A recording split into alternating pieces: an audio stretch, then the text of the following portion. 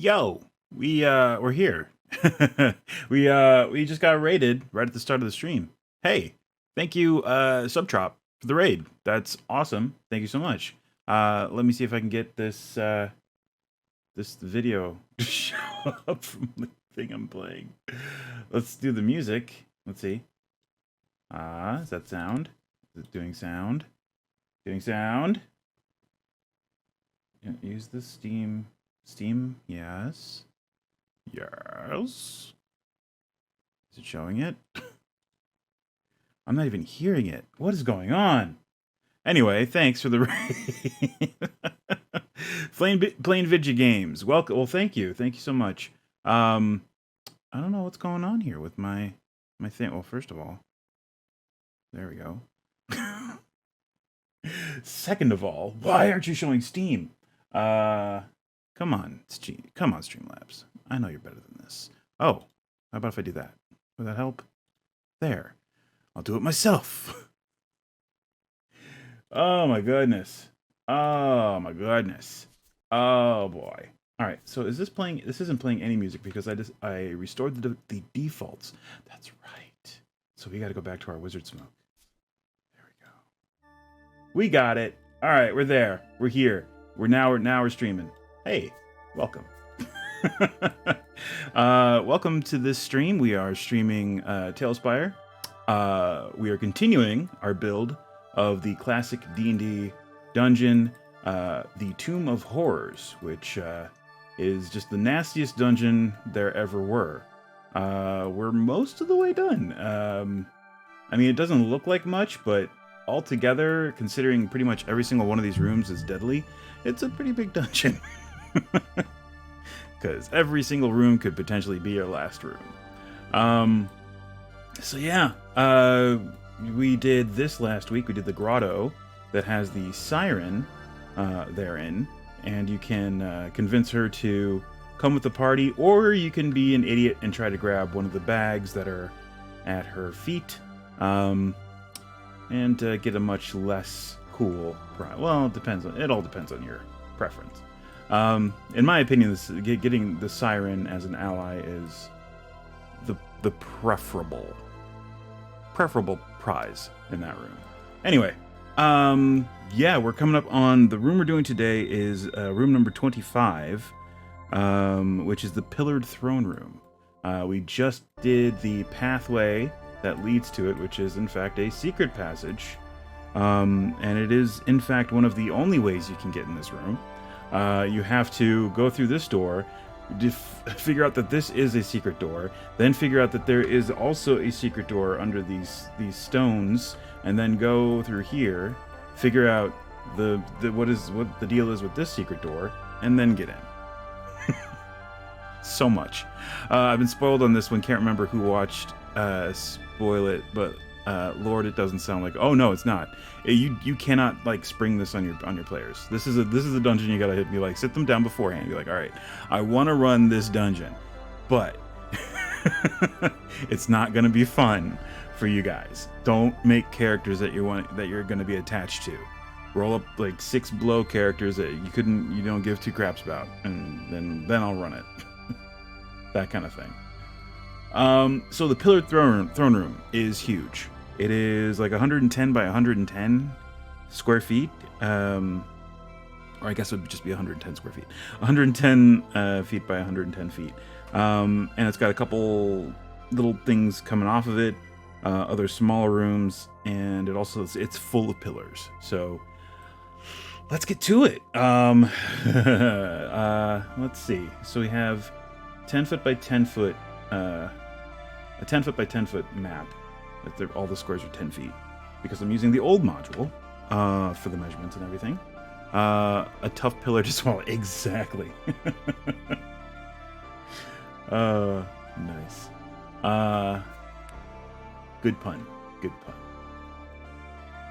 It just reminds me, oh my gosh, like my job is work from home, so usually when I'm working I just put something on the DVD player just to help pass time and keep me not so locked in and, drive me crazy with, designing. I need something going on that isn't my job. And I've just been watching a bunch of Mystery Science Theater 3000, and it just reminded me of one of the invention exchanges. The Mads did the worst possible pills you'd ever want to swallow. One was just a giant pill about this big with a fish hook on it. The other one was a a time pill about the size of a small football with a gerbil in it. And then, of course, there was a life-size Flintstones chewable. Your kids would love eating life-size Flintstones chewables. So good. Love that show. Anyway, I'm trying to figure out what floor should I just use this? I think this is fine. If we use that for the floor. It's a little too light for my liking. We used this last time for this similar room. This room is probably the most similar to the room we're about to do. I'm thinking maybe. I'm very proud of our pews that we had to cobble together out of signs and benches. I'm proud of those. Those are good. Those turned out okay. Okay, let's tell you what. Let's do something else. Let's mix this in with the. We just got Ruined Temple, and we have these really fancy ones, but I don't know if I want to do that. Those are very fancy. That'd be a very colorful room. Have they messed with the camera controls at all in this game? I remember them being really hard for me to use after a few hours of building. A little bit. Like, you have the zoom in and zoom out, and then you have your center that you can adjust. They've added a quick shortcut for that where you just double right click, and it'll move it to whatever surface you're on, and it kind of adjusts it that way, which is a nice kind of way to quickly adjust the height of the camera. And it's just center click and rotate around to do this. Just click on the wheel and click and hold and do this, and you can look around. So, yeah, it's a little bit of getting used to, but I mean, I like it. I think it's okay. They did change. It used to just be double click to move the center, and it's funny. I came back in after they changed it for the Chimera build, and I was like, oh my god, they took it away. That was the best thing ever. But it's just double right click now. I know you've been using it. Oh yeah, for quite a while. We built the Keep on the Borderlands. That took 30-ish streams. But it wasn't like 30-ish weeks. It was probably slightly more than that, because I'm sure we missed a week or two in there. Maybe one or two. So yeah, it was a long time. A long road for that one. I kind of like this, but maybe it's a little too rough, or maybe it's still a little too cluttered. But you know what? What if we mix it? Let's mix it with something else. Yeah, that's the ticket. We'll do Castle Ruins, and we'll do this guy, which is the same thing, but without the crazy pattern. Kind of slightly darker, but yeah, cool. I like that. All right, we have a plan now. We're gonna do that, and then we're gonna rotate that one slightly, and then we're just gonna hold X, and we're gonna, whoop, no, I don't want that one. We're gonna hold X, and then click and drag that, and then copy. There we go. And now we're just gonna keep it going. We're doing 40 square, or 20 square feet at a time. Yes. All right, so how many up from the door is that? That's 10, 20, 30, 40, 50. All right, well, oh, wait. 10, 20, 30, 40, 50. Oh, perfect. So that's 10, 20, 30, 40, 50. No, wait. I did that completely wrong. That's 20, 40, 60. There we go. That's what we want. So, right? That's 20, 40, okay, cool. Tight. We did it. All right. Cool. All right, so that's how far up that goes. Right, it's 10, 20, 30, 40, 10, 20, 30, 40, 50, 60. 10, 20, 30, 40, 50, 60. Cool. All right, let's go the other way now. That's 30, Oh yeah, that's going to be slightly different. That's 50. So we got 10, 20, 30, 40, 50, 60. All right. So that's 10, 20, 30, 40, 50, and we'll just delete the last two here. Boop. Actually, there we go. Done and done. Cool. All right. I like it. So going across, I think it's the same. Well, it's going to be 10, 20, 30, 40, 50, 60, 70, 80, 90, 110. So we have 20. So it's 40, 60, 80, 120, and then we'll just get rid of those two. There you go. Cool. Same again. Just gonna keep it going. Get rid of those two. And this is the somewhat fast way to do it, given the decision we made to use mismatched tiles. If it was just one tile, we could just click and drag.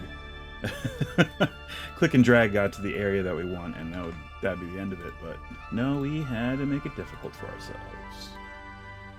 Had to be fancy. Alright, this is going to be kind of... Oh. Awkward. That's fine, I think. Oh no! Haha! It did work out. I was worried because I was going to have an orange one in the corner, but yeah, it did. There we go. That's the floor plan, or the basic outline of this gigantic freaking room. Another big feature of this room, it has pillars every 10 feet. Most every 10 feet. There are some near the throne that is in the southern part of the room.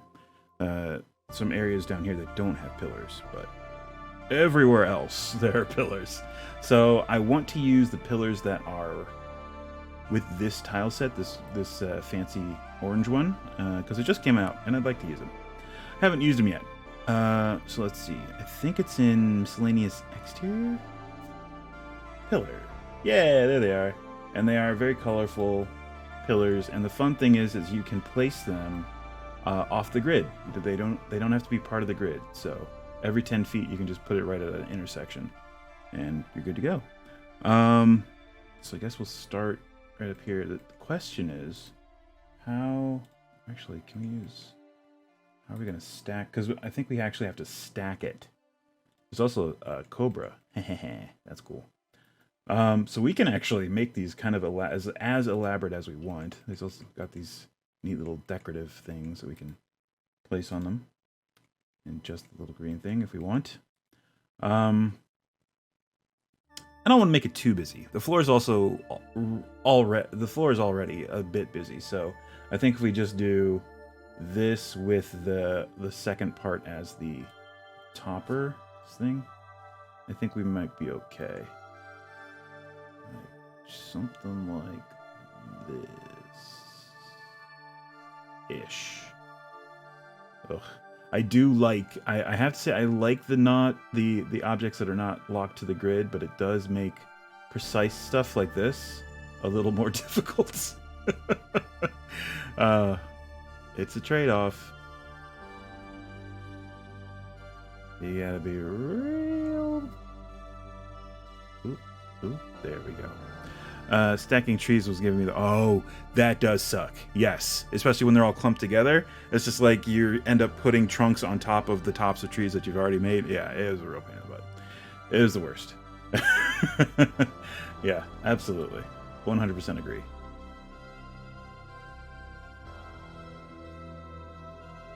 There are some... once I figured out the grid, how to use the grid, it made it so much easier. Because then you just move the grid to the next level that you're trying to stack on, and you just hold down shift, and then whatever you're trying to place ignores everything else except for the level where the grid is. And it makes it so much easier. Took me a while to figure that out. Jeez, I keep going slightly over in each direction, and it is maddening. I mean, it doesn't have to be perfect, but it has to be perfect. Oh, that's not bad. Oh, okay, cool. That's good. I like that. All right, so we're just gonna again hold down X and click and drag, And we're going to copy, and we're just going to paste this boy. And we can rotate this as we go, so it's not all facing the same direction, but I think we're going to do them in rows. Like everything in there, or columns, let's say. Everything in this column is going to be rotated this way, and then as we go into the other columns, they'll all be rotated different, maybe. Trying to keep them all somewhat lined up. Again, double-edged sword, not having to use a grid, or not having to be restricted to a grid. You do lose precision. But as long as it's close, Ooh, that's a little... Whoa, oh, also. Control being the thing that adjusts your grid as you hold it down doesn't really work that great when Control Z is also the undo. It's like you hit Control Z, but you're moving your mouse, so you're also moving your grid as you're trying to undo the last thing you did.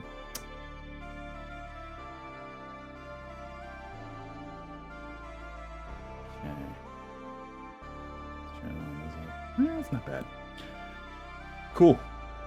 This is a very orange and green room. Very orange and green. I'm fine with it. This dungeon has been very colorful. I mean, even in the descriptions of the old module, they're like, there's frescoes covering the walls of all manner of weird stuff, and they're unfaded by time and stuff like that. So it's like, all right, well, we'll use colorful tile sets then. It's a nice backdrop to the PC's demise. All these colors. But yeah, I guess this is also lends itself toward the Tomb of Annihilation, which is a pseudo homage to the Tomb of Horror, which is also ported over to 5e.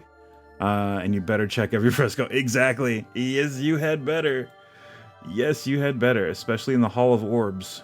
That Hall of Orbs. That is a tricky, tricky, tricky monster. Yeah, this dungeon is just mean.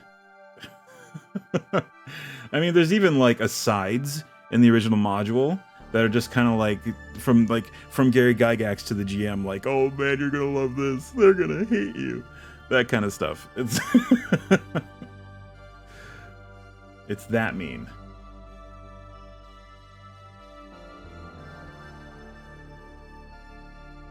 Let's see. Oh, hey. No problem. Thank you, Subtrop. Yeah. We're here Mondays now. We used to be Tuesdays for TaleSpire, but our schedule has forced us to use Monday instead. So yeah, hope to catch you next time. We'll be back next Monday, same time, for some TaleSpire. And of course, we'll be back Thursday this week for Ni no Kuni.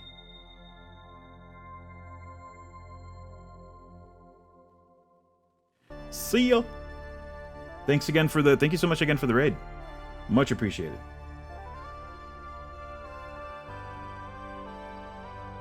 Alright. Those look pretty... Some of them are very obviously off, but hey, whatever. Alright, so... Okay, so that's as far as these go down. So if we come up to and over 1, we now start to see that these areas down here don't have any pillars. Oops. Whoa, buddy. Hey, buddy. There we go. Let me zoom in here. Might be slightly... You know what? Oh, this has built-in tools to help me, and I'm not utilizing them. The green bands. I can just line it up like that. Just try and get it in the middle as close as I can on either side there. And that should get it close. Cool. I was being a dingus. Look at me. Look at me, I'm a dingus. Let's see. About there-ish? Sure. Oh, that helps so much. Oh, that works so well. Okay, that one wasn't so great. That one was arguably not so great. Closer. Again, control. Ugh. That's one critique I have for the Chimera build. Take the grid height control off of control, because it's messing things up. All right, let's see.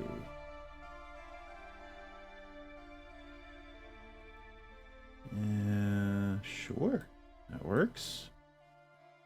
Yeah, this definitely helps. Nice. I hopefully last stream, which was Thursday, we had some issues with my Streamlabs not recording. Like after the first segment, before the first ad break, it would record. When I started the stream, it would just start recording when I actually started playing after the lead-in. But then as soon as I hit the bumper for the ad break, it stops recording because I have that built into my Stream Deck to, stop recording, because I don't want to have to edit that. I don't want to have to edit out the ad break if I can just stop recording and then start recording again. And then I have, when I come back from ad break, to start recording again. When I start, actually playing the game, to start recording again. And it would just not record the subsequent segments. It would just do the first one. So I looked it up and I tried a few things and I tested it, and I think it's good, but I tested it not while I was actually streaming. I just recorded like my desktop just started and stopped recording a couple times to see if it actually did that. And it did, but we'll see if it actually works with streaming. It's kind of a pain in the butt because I have everything set up so that I don't have to edit out all my ad break bumpers and stuff like that. But as it stands, the last 2 streams I did, I had to download the video that Twitch recorded. Because luckily I have it, Twitch hang on to those, and so I have a backup in case stuff like this happens. It's just extra editing that I put in the work to not have to do, and I'm having to do. Or have had to do. Hopefully I don't have to do it after this. Hopefully I fixed it. Alright, so that one, and then one more here like this, and we're going to rotate it back this way, which means we're going to turn our map like this. Yeah, I guess this. So we can see what we're doing. Oops. There we go. And try and get this set back up here. Yeah, that's fine. Oh, good, perfect. We actually we can just, all right. Yeah, if we turn it like that, we're good. Trying not to get it to block us. All right. And if we don't rotate and we just keep like this, I think we're in good shape. Because if we keep rotating it after we place each one, we're just going to have to rotate it back. And that's no fun. So yeah, my weekend was jam-packed. Let me tell you. Whew. Like right on Friday, I luckily didn't have to work. They were nice enough to give me the day off. But like, we got everything ready and packed up, and my wife and I, we drove 7 hours. 7. It said 7 on Google Maps, but it was longer than 7 hours. You can't lie to me, Google Maps. I can do math. I know 7 hours. I know when I say, even if I lose an hour going across a time zone, I can still do math. Yeah, it was more than 7 hours. But we drove to the UP, up to the UP of Michigan, and first time I've ever been to the UP of Michigan. First time I've ever been that far north on the world, on the globe in general. The furthest north I've ever been. And it was neat. The UP is an interesting place. It has big Canada feels because it's right freaking there. And it's right on the nexus of lakes. It's got Superior, it's got Lake Michigan, it's got Lake Huron, all right there surrounding it. So it's pretty interesting. It's a very littoral, if it's an actual word. I believe it means referring to lakes or being associated with lakes. Littoral, maybe? I don't know. I could be completely wrong about that. But yeah, it's and I grew up on Lake Erie, so I'm no stranger to, hanging around the lake. But it was good. It was good to be, back in that kind of environment, especially with family. I was there for a family thing. And it was a lot of fun. It was getting to see everybody again after a long time, and lots of drinking. Oh, so much drinking, and and just a good time. It was fun. We had a blast. And yeah, it was great to see everybody. And needless to say, I am exhausted. I'm still tired. I had a whole day a half a day. Well, no, we got home last night at around 6:30 Central Time. And we just crashed. We're just done. We're just okay, we're done. And then today I had work, which was pretty chill, as per usual. But just having to focus, I did have some stuff to do, so I had to focus. And I mean, there was a certain point in the day I was just feeling oh my god, I'm gonna die. I'm gonna freaking die. But yeah, I took a second to regroup and everything, and it all turned out well. And I have enough energy to do this, so I can't be too tired, right? Cut to 30 minutes later, I'm asleep on stream. Face down on my keyboard. But this is actually a very relaxing, very chill thing. Hopefully not so relaxing that it puts me to sleep again. Yeah. Don't want that. Don't want that.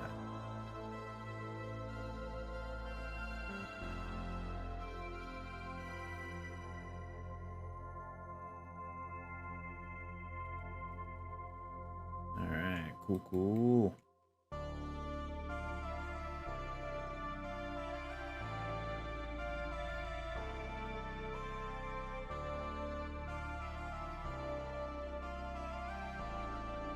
This room is going to be very colorful. One other feature that I read about this room, it has 2 more of the green demon faces that we did in the main correct entrance, the non-false entrance, the one with the sphere of annihilation in it. Yeah, so that's that is a lot of pillars. That is a lot of pillars. Oh well, that's what we're doing. Oh, another thing I could do is I could just oh, I guess it is just on the axis. Oh, I can't turn it quarters on quarters. Okay. Is that because it's a group of objects? I think it might be because it's a group of objects. That's fine. I'm fine with it being like this. I mean, hold on, let me check something. Easier if I do it this way. Oh yeah, see? You can, but since I have those grouped, it's not gonna let me. It's not gonna let me do it. That's fine. I'm fine with it. Let's see, we did that, so now we're doing this way. Yeah, this room probably has the most stuff in it of any of the rooms that we've done so far, including, I would have to say, including the clutter room. The clutter room just has nothing but stuff in it. This is literally the point of the room. This has, well, the grotto has a lot of stuff. So the grotto probably has more stuff than this. But most of this dungeon is pretty bare. There's not a whole lot of set dressing I have to do. It's just okay, it's this room, and this is what's in it, and it's more of a either something I can't represent with a tile, or something like that. So it's just kind of like, well, I guess that's it. This is a 20 by 40 room with nothing, and I'll just describe it this way. There's a mosaic on the wall. And that's usually what I can't do. I mean, we do have some mosaics, like the desert tile set has some options for that we've used. But sometimes if you're using a certain tile set, yeah, it's kind of tough to mix and match with that one. The desert tiles.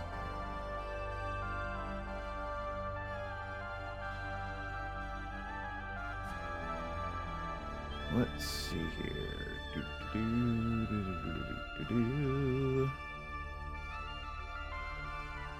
Yeah, against my better nature, I am rotating after placing it because I want to make sure that it's placed correctly, but it's really just trust the guide system that I've discovered.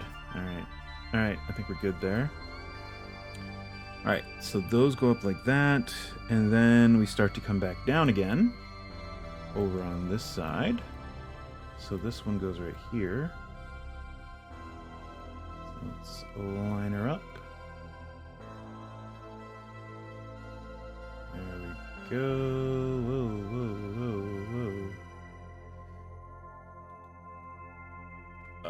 No. Not far enough. That'll do. Yeah, I gotta say, making the tiles mismatched really helps me in knowing how far apart to space these. If it was all the same tile set, I would not be able to count out 10 feet every time so quick. With this, it's just like, oh, it's just, at the other side of this 2x2 tile set. Super easy.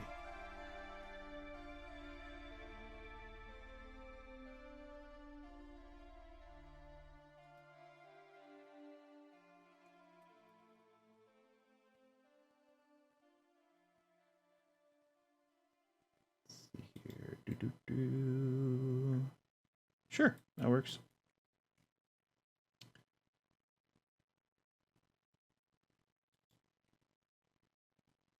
Uh-huh. And a little bit, yeah, right about there. There we go. And perfect. All right, cool. And coming down again right here. Let's see.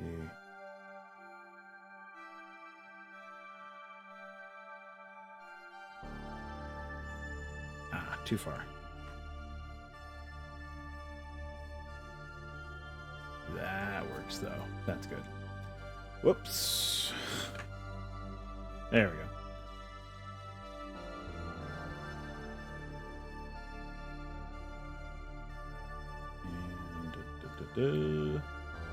Cool. I'm hoping, for those of you who watch my other VODs on YouTube, I'm hoping to get my Final Fantasy Tactics VODs, some more videos soon. Schedule got real hectic, what with starting the new job, and then a few weeks in, I'm like gone for most of the week for the company picnic, and then the following week, I'm gone that weekend for the family thing that I did. And now I'm back, and the schedule is a little bit more calm until October, then it starts to get a little weird. But we got a couple months. We got August and September. I want to get in a few recordings so that I can get those edited and up on YouTube. And hopefully get to a point in the game that I feel comfortable with letting it sit for a little bit before I record more.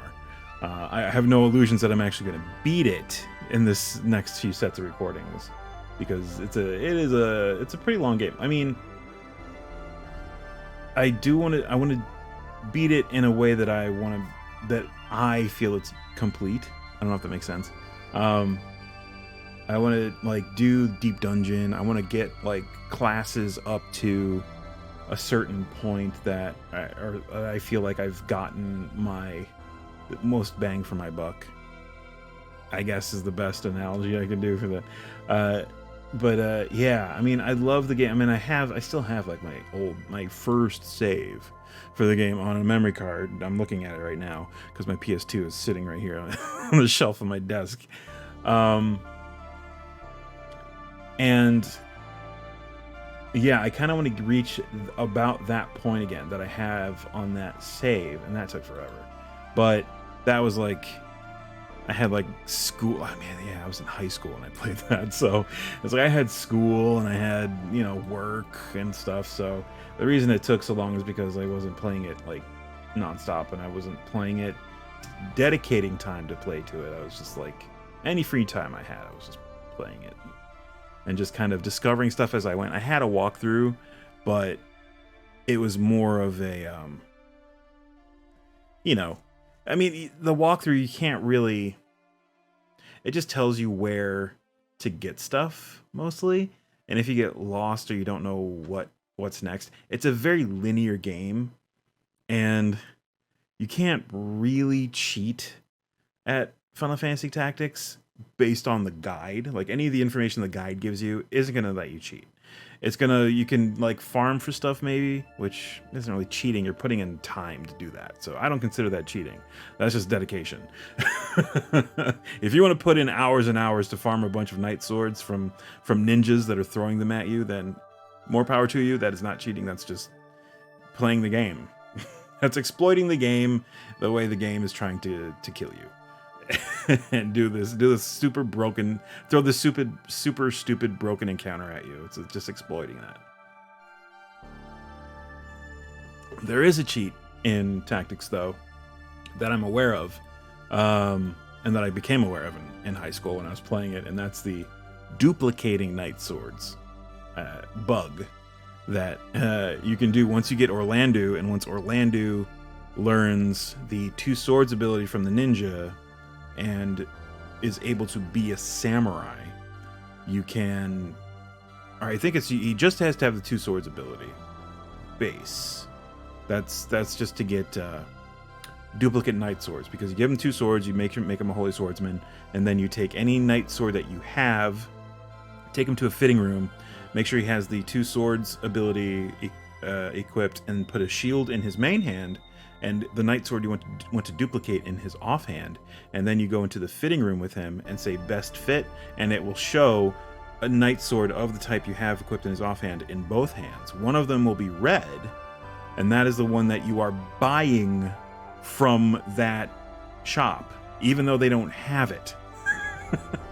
So you just do that, and I think it's like a prohibitive, it's not a prohibitive, it's like a just like a very small amount of money, especially for the type of weapon you're getting. And you can just keep doing that as long as you have the money, and you just get a bunch of Excaliburs, or a bunch of Save the Queens, or Ragnaroks. It's just ridiculous. That is a cheat. That is a definite cheat. And a lot of the other things in the game feel like cheats that aren't, like just Reese. Reese as a whole feels like a cheat. As soon as you start fighting dragons and have her inviting them into the party, just automatically, just by using the her dragon tame ability, just like, oh, you're on our side now. With 100% works. It's just like, walk up to a dragon, you're on our side now. Oh, yeah, sure. Oof. I think where we left off on the VODs, I had just gotten Reese, and I was doing some leveling up off stream. And we came across, I think I talked about this before, we came across one of the infamous encounters that the game throws at you, where it's just like, it is one Hyudra, one Hydra, so the orange Hydra and the black Hydra, one of each of the dragons, red, green, and blue, a black and a white chocobo, and then one of each behemoth. That's what you're fighting against. You get one dragon, I think, on your team, and one behemoth of the mid-level of each. I think you actually just get a green dragon, or Yeah, I think it's a... No. It's a black chocobo and a behemoth of a mid-level on your team. Just added as guests for that combat. And it's... Even with that additional help, it's pretty impossible. But with Reese, luckily I freaking had her, because I just go through and systematically just start inviting each of the dragons on the other team, and eventually I had most of them on my team, and we just won. That's so great. And I kept the Hydra. I was one of the... It was the black Hydra. I kept it, and of course I kept it. And as you walk around, they lay eggs, and they have the chance of laying the next tier up type of them, which is the Tiamat. And eventually it laid a Tiamat, so I got a Tiamat, and that's the most powerful creature in the game. Most powerful creature. And that's it. That's basically, it felt like cheating, but it wasn't. The game threw something broken at me, and I turned it around on it. And now I have the broken thing. Oh, that game. It's so much fun. It is a time suck, though. You have to, like, well, with any Final Fantasy, it's a lot of grinding. And just, leveling up and stuff like that. But, god damn if it is not fun, and one of my most favorite games. And there was, of course, the rumor in the original Tactics that you could get Ramza to unlock the Dark Knight job instead of Squire, but no, you can't. Everyone's like, oh, you could totally unlock Dark Knight. All you gotta do is this and this, and if you fight Gafgarian, you have to take his crystal and then you get it. And no, it doesn't work. Trust me, I've tried it. I as soon as I got, as soon as I saw that on the internet, as fledgling as the internet was when I was in high school, as soon as I heard that rumor and looked it up and tried it, I was very disappointed to discover that no, it in fact does not work at all. And that is for the original Final Fantasy Tactics vanilla, if you will, for the PS1. There have been remakes, there have been ports, there have been what do you call it? I don't even know what you call it. Just reskins, I guess, of the game, where you can unlock new jobs and all this other content and new NPCs and all this stuff, and it's very cool. I'm just unfamiliar with it. And I'm sure they do something like that, because it was rumored for a long time. Who wouldn't just be like, oh well, if I'm gonna do this, I'm gonna make it so that's actually a thing. Of course, 100%. But sadly, in vanilla Tactics, you cannot.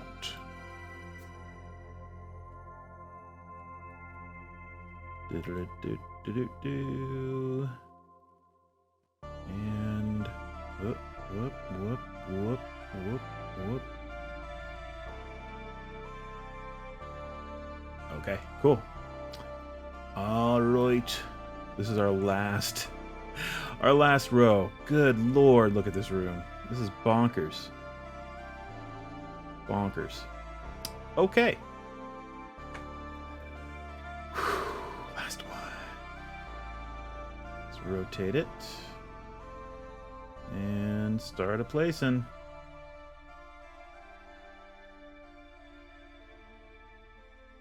Sorry, I was rambling about Tactics.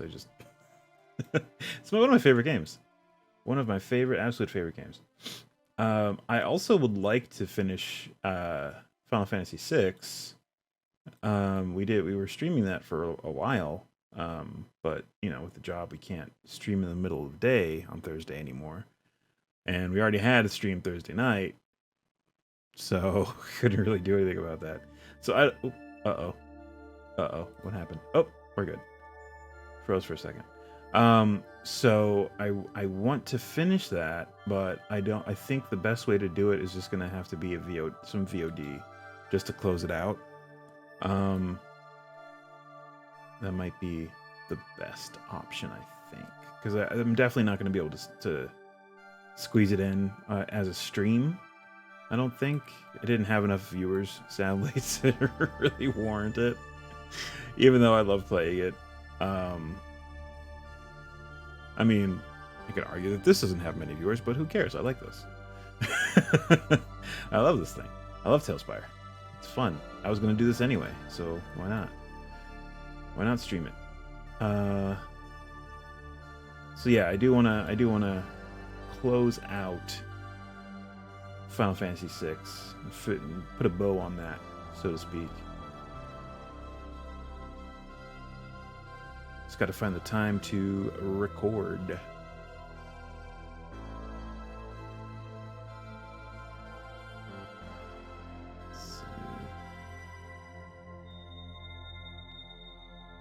Cool.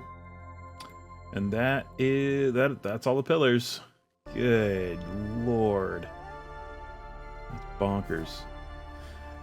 Okay, so it says the room it's 25-foot ceilings. Oh my gosh. I hope. Pillared throne room. Over they went 30 feet, 30-foot ceiling. These might not be tall enough. Ooh, hold on. We might have to go back through and add a little bit more. We won't have to undo stuff we've done. We might add the snake. We might add the snake topper to these, depending on how tall 30 feet is. Let's see. The easiest way to do that is just to use a stair block like this. Just do 1, 2, 3, 4. Yeah, it needs one more. That's 30 feet. Yup. Alright, that's not the end of the world. It is going to make things a little iffy here, but oh, accidentally moved that. That's fine. Okay. So, yeah. We could just do this. This might be the easiest way. Whoops. If it'll cooperate. Oh, nope. That is locked to the grid. I will not be able to do that. So, let's see. I guess we gotta go back to props and pillar. And do we want to do this, or do we just want to do... That's pretty tall. I don't know if we want to do that. Maybe just do... Yeah, that's taller than that. Oh, yeah. That's more than 10 feet. This is 10 feet. Okay. So...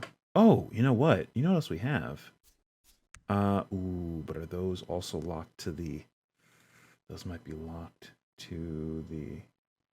Yeah, these. They are. They're locked to the grid. Damn. Well, it was worth a shot. Trying to think what else we have. Let me see. No. It has to be in props. Props. We could do this. Just one of these on each. No. We could put a statue. No, that's taller than 10 feet. I guess we're stuck with that unless there's something else that we can use. Crafting containers, camping, fences. Nope. Oh, these are neat, but these are only 5 feet. If these were taller, I would do these. Because those do look kind of neat. Nope. Won't work. Alright. Ladders?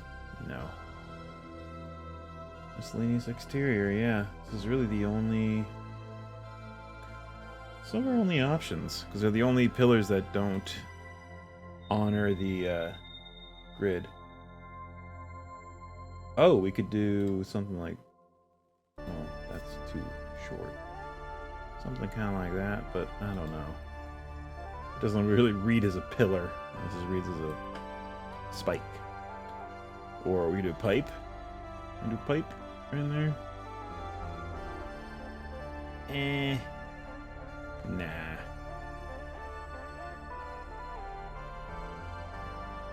No.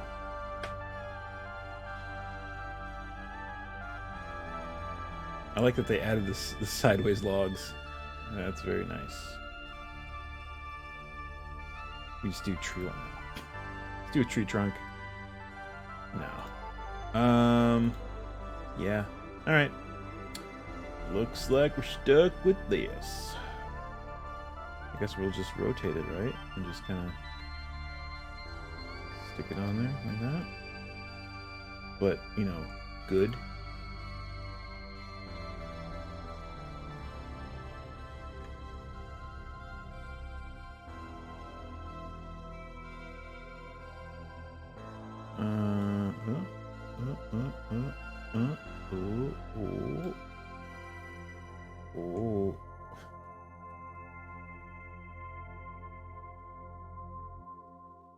Man, this is gonna be tricky.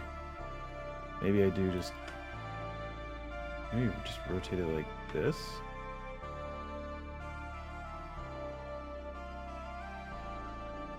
Yeah, sure. Actually, that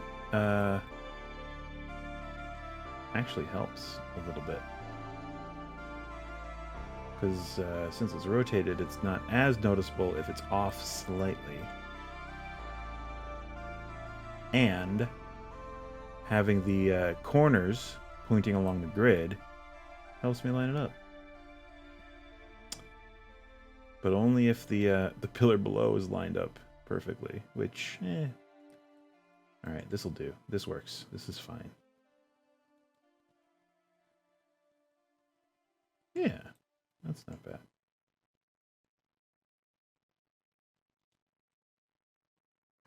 Ooh. Uh-oh. Uh-oh. I moved my grid. With Control Z, I moved my grid yet again. Alright. Oh. Damn it. Alright. Okay. Okay. Alright. Good. That's good enough.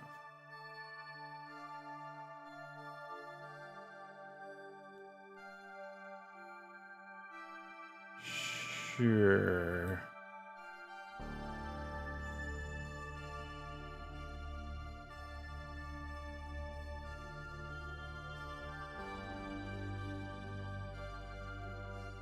Whoops. Oh, we just did 3 of the same. Damn it. Hold on. Oh. I had my mouse. I kept my mouse completely still and it still moved the grid. Ding dang it. Ding dang it. Oh, I should also mention that the my voice mod plugin is active. A cheer of 50 bits will get you to change my voice to... I forget which one it is. I think it's the AI, the evil AI. That's what it's called, evil AI. And for 50 bits, you can change my voice for a bit, and also script what I say in the voice. Nothing profane. If it's profanity, I won't say it. How about this? If it's profanity within reason, I will say it. But there are some things I won't say. All right. So yeah, and it's on my about page on Twitch. So if you check that out, it'll give you the rundown of the different levels that you can cheer and the different voices that will unlock for me to have to use and speak in for a little bit. It's a fun little feature that Voice Mod just added, and since I use it anyway, I figure why not.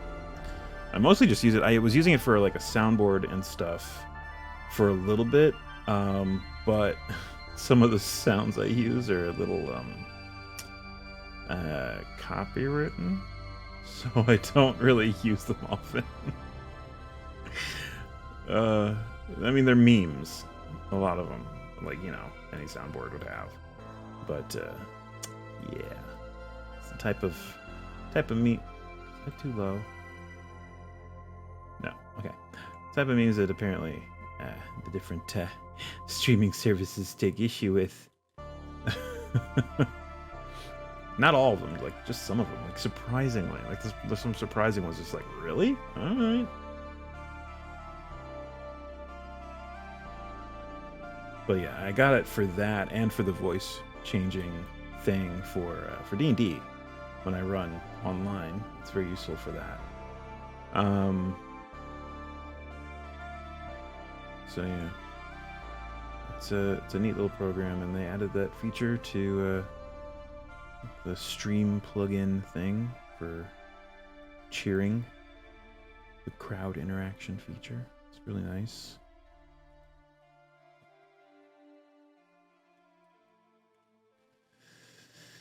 Whew, this is gonna take a bit.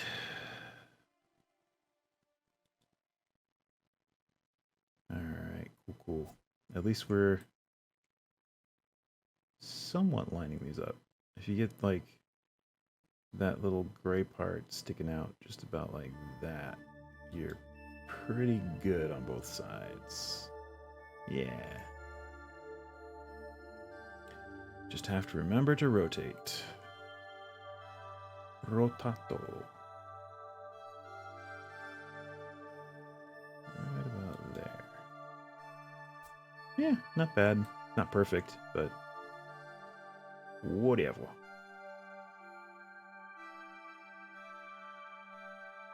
A little bit. Oh, a little bit.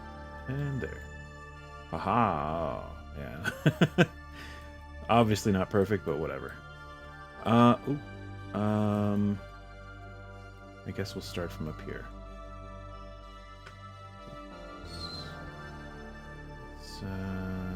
Haha, almost hit control. Control is not the one you want to hit. That will make things bad. I'll move my grid. After I took such pains to line it up. Yep, that's not bad. Alright, rotate.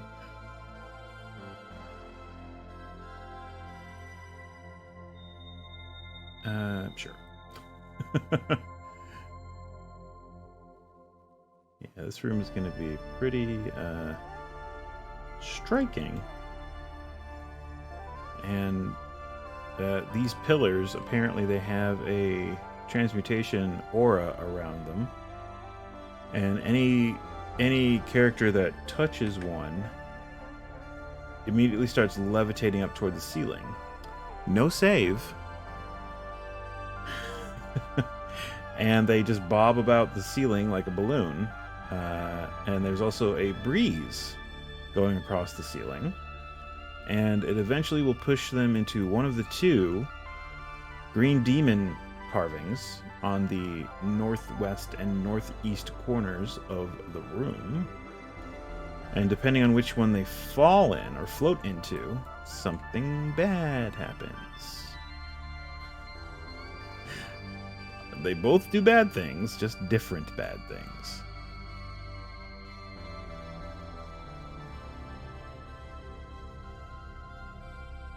As I've said before, this is a mean dungeon. So very, very mean.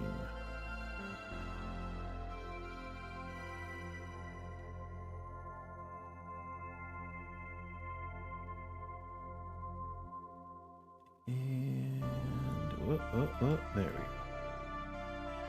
we go. Nice. And this will put it just slightly shy of 30 feet because we are putting this down into the pillar beneath it. And why we're doing that, I don't know. I just realized we're doing it just now. I was like, oh, won't that put it just shy of 30 feet? It doesn't really matter that much. We can always just float the ceiling down a little bit if we need to, or put something else on top of this, small, to make up the difference. But I kind of want it to be kind of seamless like that. So I don't want it to look too stacked, even though it is obviously stacked.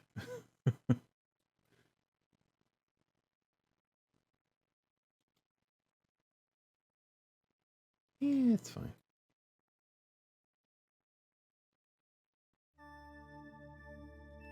There we go. Oops, did I not rotate it? I did not. That's on me.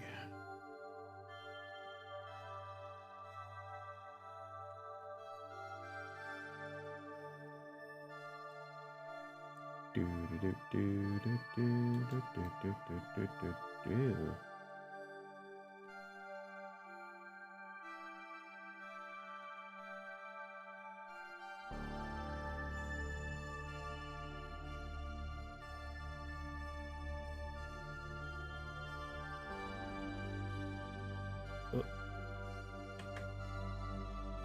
Yeah, I think in the upcoming weeks I only have one thing that might interfere with streaming, and I think specifically this stream, and I think that's Labor Day. But that's fine.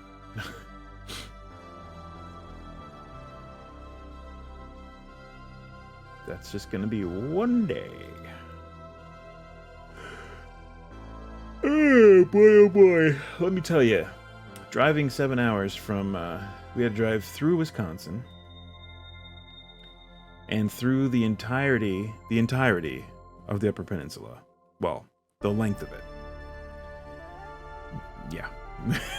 It was along the lake, but it was the length of it because we went from right where it meets with Wisconsin to right where you see the bridge, the Mackinac Bridge. That goes from the Upper Peninsula to the main state, the lower state, the lower mitt of Michigan.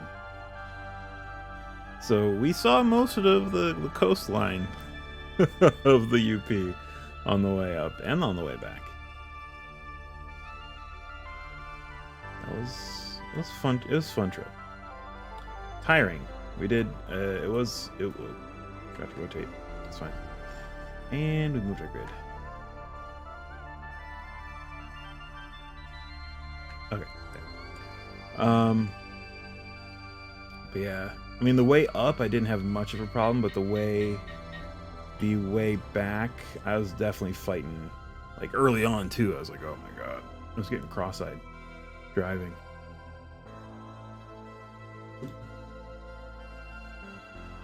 All right. Oh, why am I all the way over there? Oh, no, I'm fine. Got turned around. We're going to take our first little ad break, and when we come back, we're going to build some more pillars. endless pillars. And hopefully, Streamlabs will record when we come back. We'll find out. So, here's hoping. Be right back.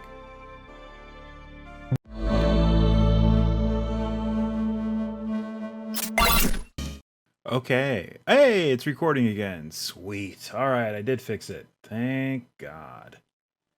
All right, cool. Welcome back. We are building in TaleSpire. We're building the Tomb of Horrors. This is the pillared throne room, as you can tell by all of the pillars. You can tell by the pillars that it is at least the pillared room. We have yet to do the throne. The eponymous throne. More pillars is what this needs. And the words of the late, great Colonel Sanders, I'm too drunk to taste this chicken. I have no idea what that has to do with this, but whatever. Alright. Moving along. Let's move it. Actually, the top down might not be the worst way to approach this. It's actually fairly accurate, and as long as it's near like the bottom of my view here, we can get it pretty close. And I realize now that I did not rotate that last one. So there we go. Okay, now we're talking. Now we're talking. Yeah. All right. Cool. Tight. Again. And there. Hey, Rhino XT. Wait, are you the guy I was watching last night or the night before that was playing Minecraft hardcore. It was not me. I do not play Minecraft. I can say that with confidence, that it was not me, as I do not play Minecraft. But welcome, nonetheless.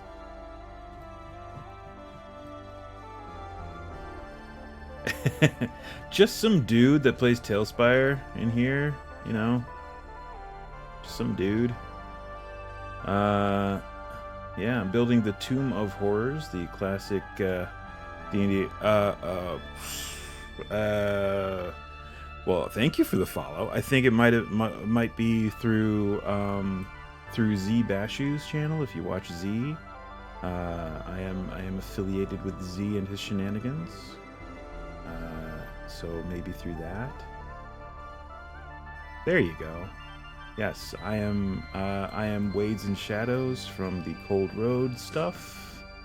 That was my character, and I did his voice in a couple of the, well, all of the Cold Road episodes except for episode 1.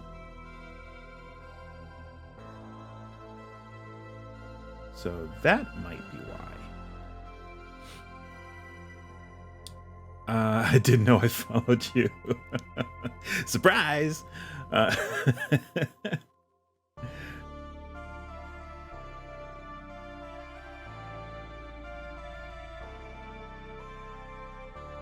It is appreciated nonetheless. Thank you, even if it is a surprise to you.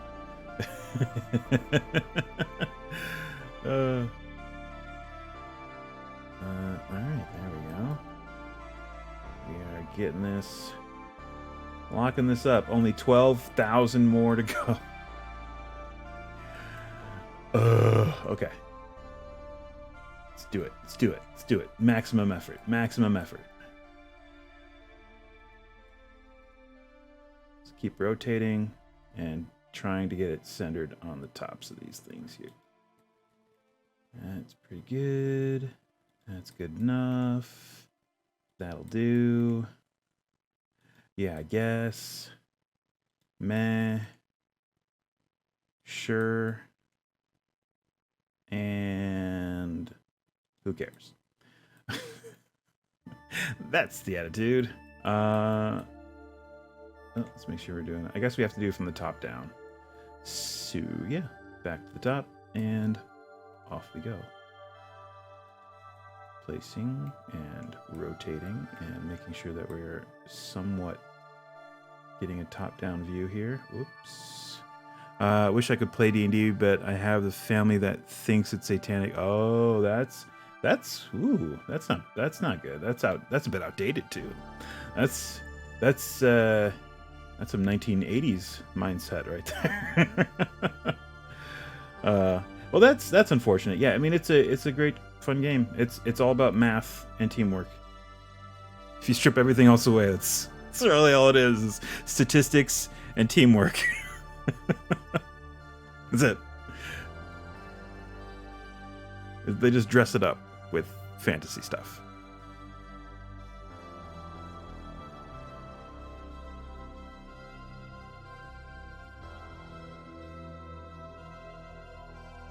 I can play other tabletop RPGs, but not D&D. Oh. Yeah. That's unfortunate. D&D's good. I mean, but there are others. So, I mean, as long as you find a good one. I mean, there are other good ones out there. So. They are probably the most well-known. partly in part due to their infamy, as your family can attest. Apparently. That's part of the reason that they're the most well known. Oh, there we go. Yeah, that's unfortunate. Luckily, I guess I lucked out well. My mom was never really too concerned about me playing D&D. She was just happy I was getting out of the house.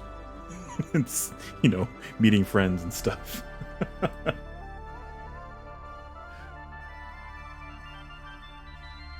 I guess she was just glad I had a hobby. that wasn't strictly video games, because for the longest time it was just video games, and then Magic the Gathering, but very like casually. I never really played in any sort of competitive thing. I just liked collecting the cards and building stupid decks that did nothing. I mean, I played with my friends at school off and on, but yeah, back then it was like, yeah, what cards do I have? Oh, what deck can I build with the cards that I have? Oh, it sucks. But hey, you know what? My friend's deck sucks too, so. Ant found me a sort of samurai RPG, which is very cool. That's cool. Yeah, there's is it Legend of the Five Rings is a cool samurai RPG. I've played that before. That's kind of neat. And yeah, that one is really good.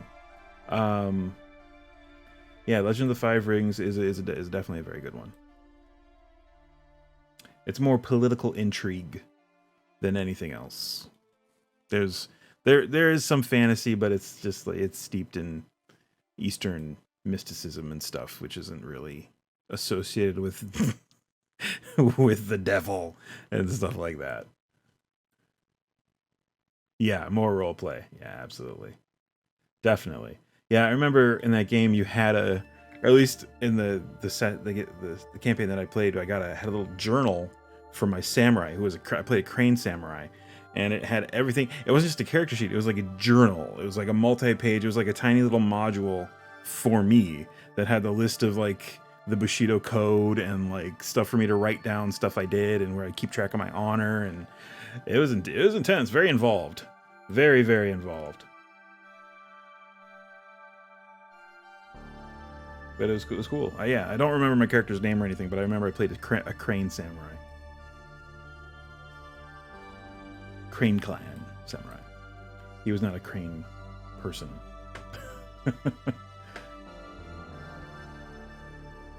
Oh, there we go.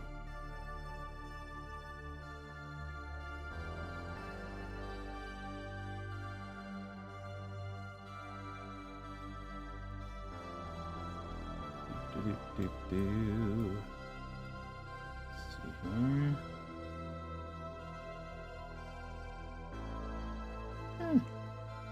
Yeah, this is working out a little better than I anticipated. Of course, we might still have a gap toward the top, but I think we can get around that. I do want to try to make some sort of like dome effect on the top, like where these pillars sort of intersect, but this sadly does not offer any tiles that will let me accomplish that easily or at all.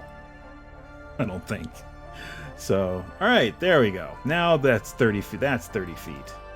That's 30 feet tall. Awesome.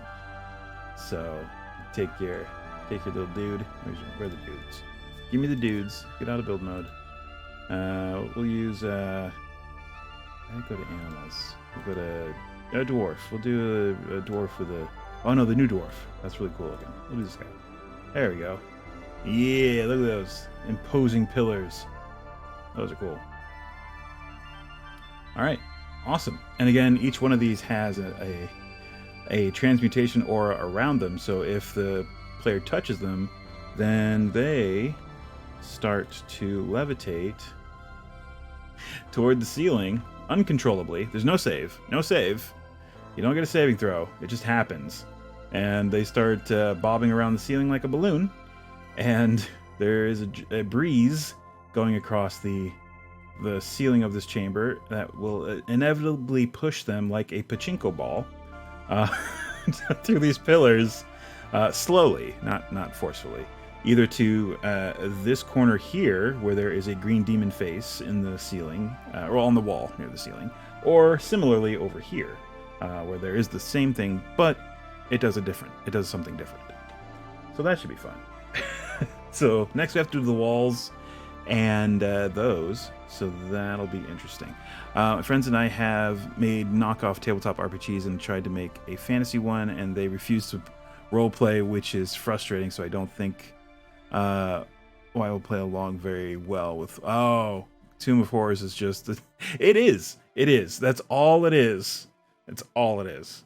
Yeah, your DM should never. We'll say this. DMs should not drop this on their players. This should never be a surprise for the players. This is something that DMs need to like ahead of time be like, look, this is what's coming up. We're not going to use your characters that you have. I just want to run this. Roll up like 6 characters that you don't care about. And we're going to run through this, and don't get too attached to them because they will probably die. They will likely die. So yeah, it's nasty. It is nasty. I think you play at level 20 to kill other characters. Yeah. I mean, again, I think it has to be like an understood thing between the players and the GM.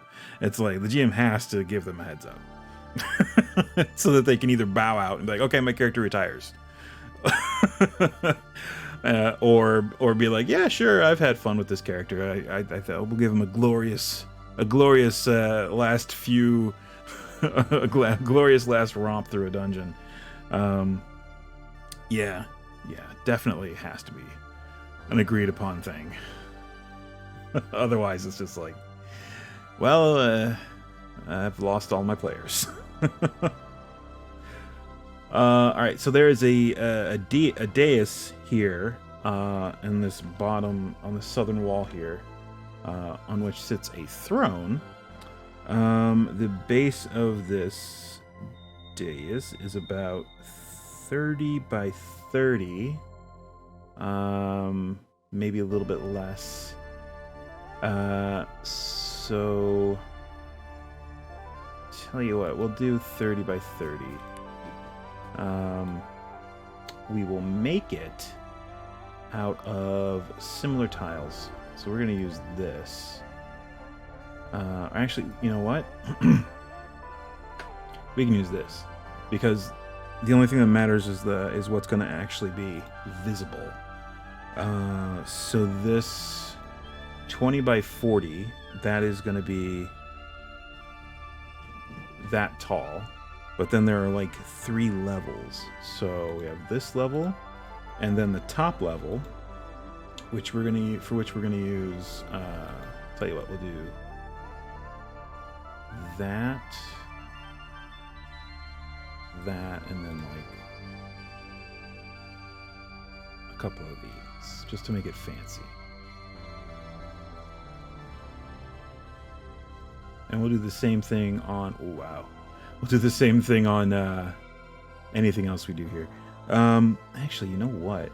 How tall? Wait, that's going to be 2. Oh, no, it won't. That should be fine. Do that. And that. And it's down. Oh, it's down here. Yeah.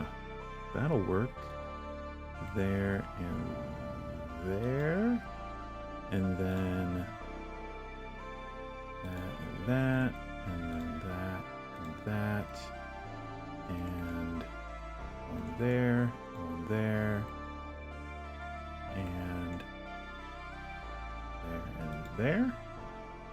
and that's the tricky part. How do we do stairs? They need an inverse of this. Oh, they do have it. I'm an idiot. It's right here. Look at that. Bam.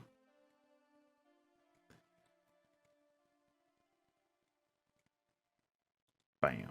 Cool. All right. And then just like some of these.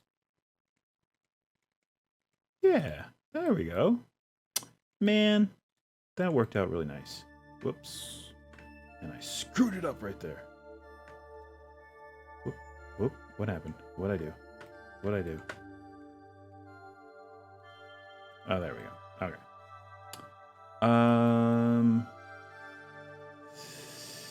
Does that work, or do we want to lower that? Come up with some interesting ideas about a Sararak. Oh yeah, that's close. I got it. I got what you were going for. And I think thinking up some headcanon and story ideas, such as how he's actually the secret kind of the actually the secret kind of the 9 hells. Oh, king. Oh, gotcha.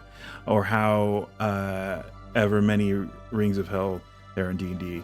Yeah, gotcha, king. Although I know there are problems with that, I would have to resolve somehow. Yeah, yeah, that'd be interesting. Absolutely. I think I'm gonna lower these. Let me get rid of those. Scooch this down. I think it just looks better. Like that. Yeah, there we go. Cool. And we got to use the new tiles. Pumped about that, and it looks cohesive. Now we just need a creepy looking throne, which we have options, I think. There's definitely let me see, is it furniture? I think it's like furniture. Yeah, we can use this, which I'm partial to. I like that one. We can even dress it up with some stuff. There is a fancy one, which we've already used down here in another room. This one's a little too vampire. This one's a little too strawed. Bone, yes. Bone throne. We can add bones to this. And in fact, in the new module, the ported adventure, the tournament adventure of Tomb of Horrors for 5e, they actually use this image right there. A bone with a throne with a skulls on it, and cobras for armrests. So yeah, we're gonna try that. I think we can accomplish it if we do use some clipping. Let's see. I think so. We have these bones, which could work, but I think we want to use this. If we can clip it into, if we can rotate it first. There we go. And then clip it into this somehow.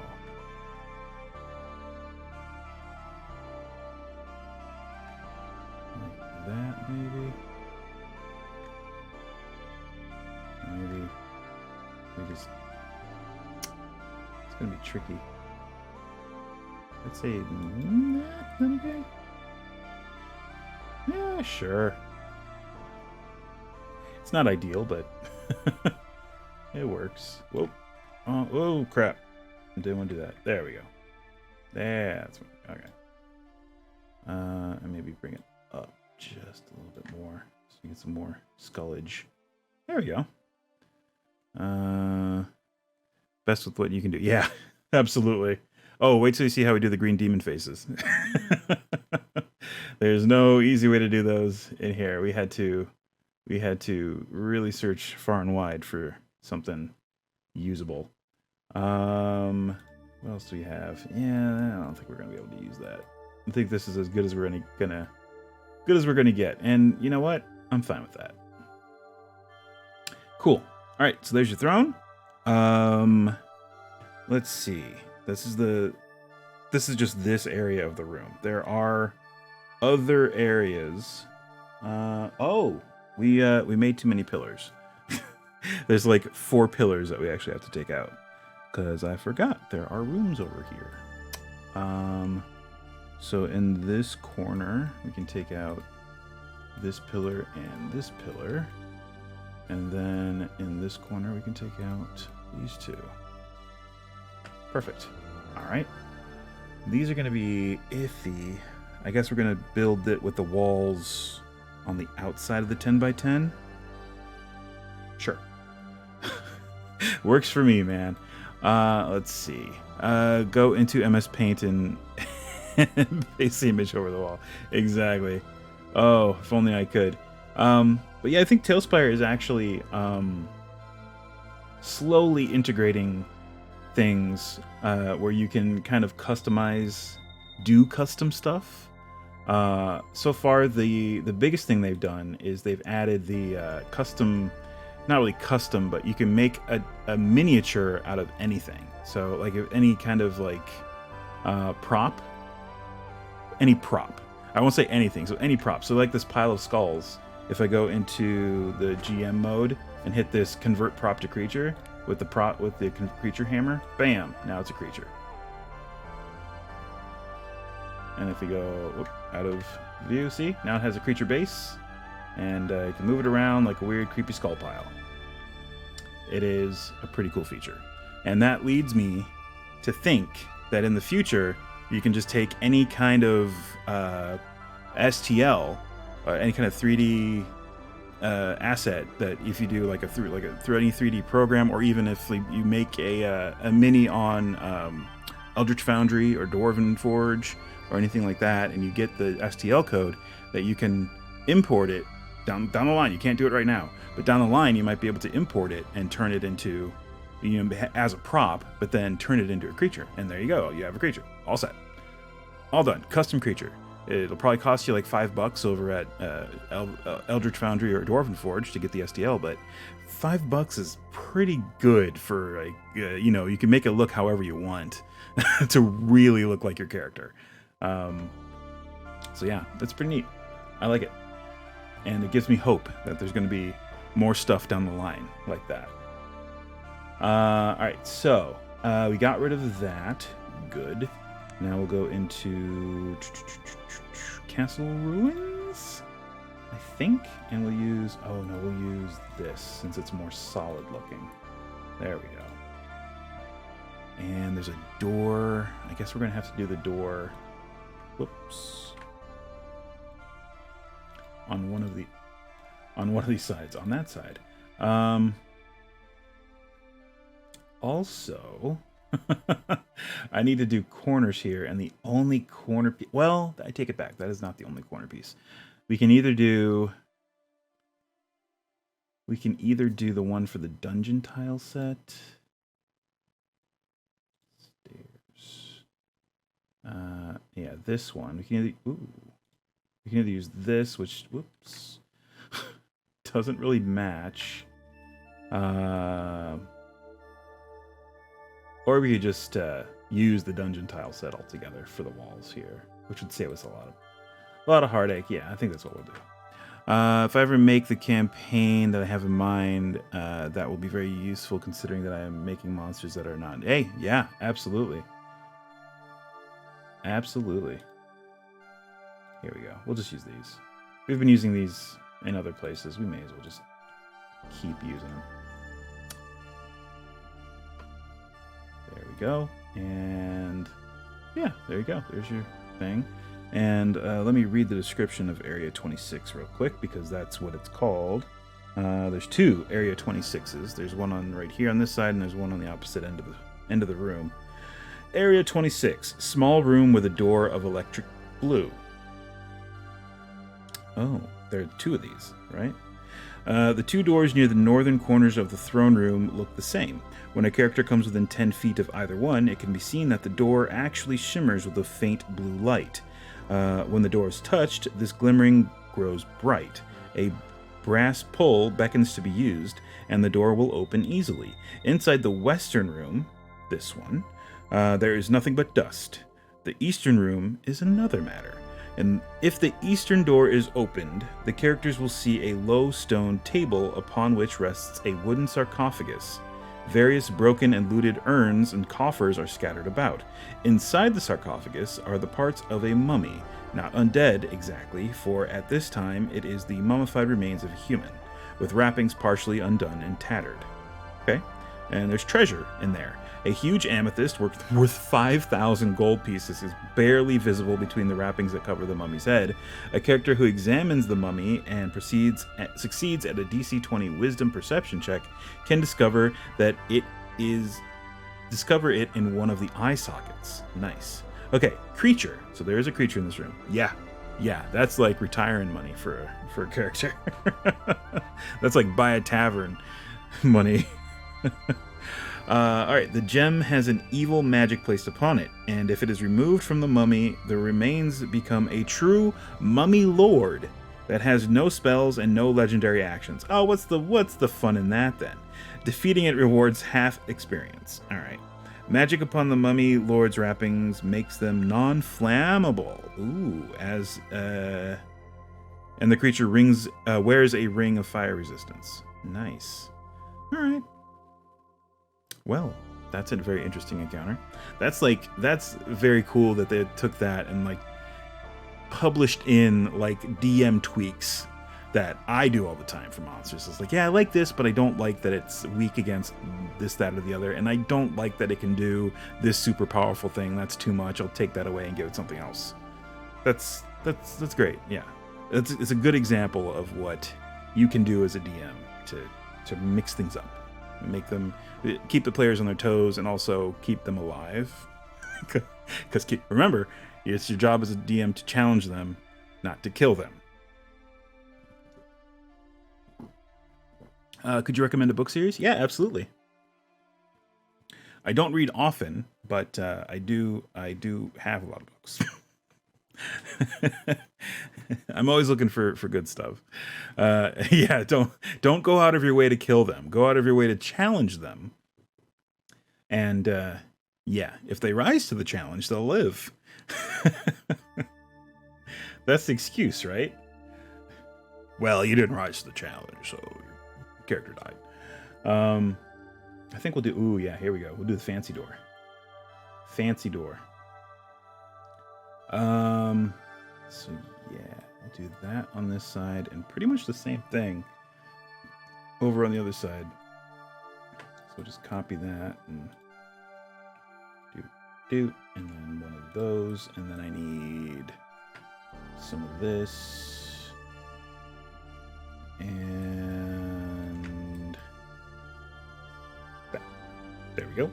And now we need a low stone table on which rests a stone sarcophagus. And I think in order to get that, we're going to have to use a couple different sarcophagi. Let's see. Grave. Where are the coffins? Is it miscellaneous? Is it under furniture?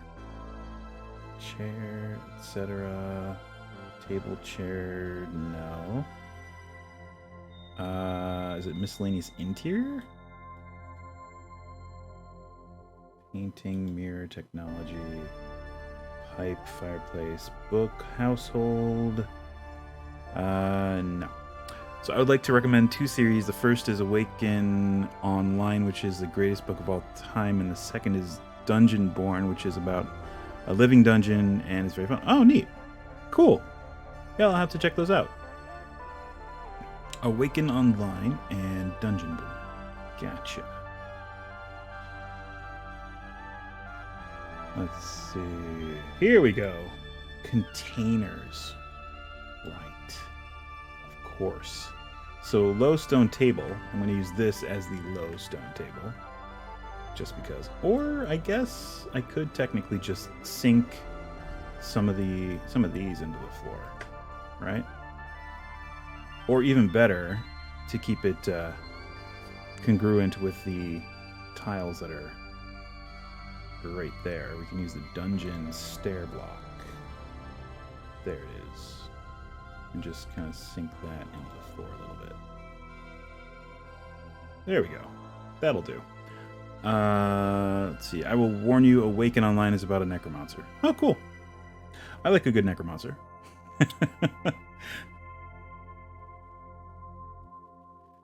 Alright, so there's that. We need a wooden, it says a wooden sarcophagus, right? And a bunch of broken and looted urns. Yep, wooden sarcophagus. Which is basically, we have a wooden coffin. This guy. That works. Bam. We can even slightly rotate it so it doesn't yeah, there we go. And I think this one opens, doesn't it? It does. Nice. Let's rotate it the other way then, because we want them to be able to look inside.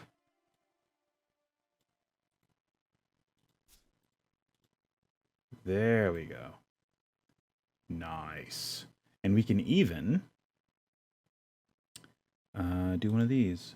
We can do the partially mummified person within. Do do do do do do. Boop. There we go. Close it up. Shunk. Haha. All right. We also have to do urns and stuff that are like destroyed. I think those are in containers. Yep. I mean, these aren't destroyed, but we can say that they've been like smashed and stuff. It's fine. Put one there, put one there.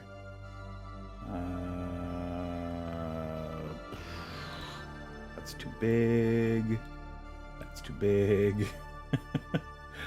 Oh, here we go. These are really good. This little cup, that works. This also looks kind of like a canopic jar. Let's throw that there.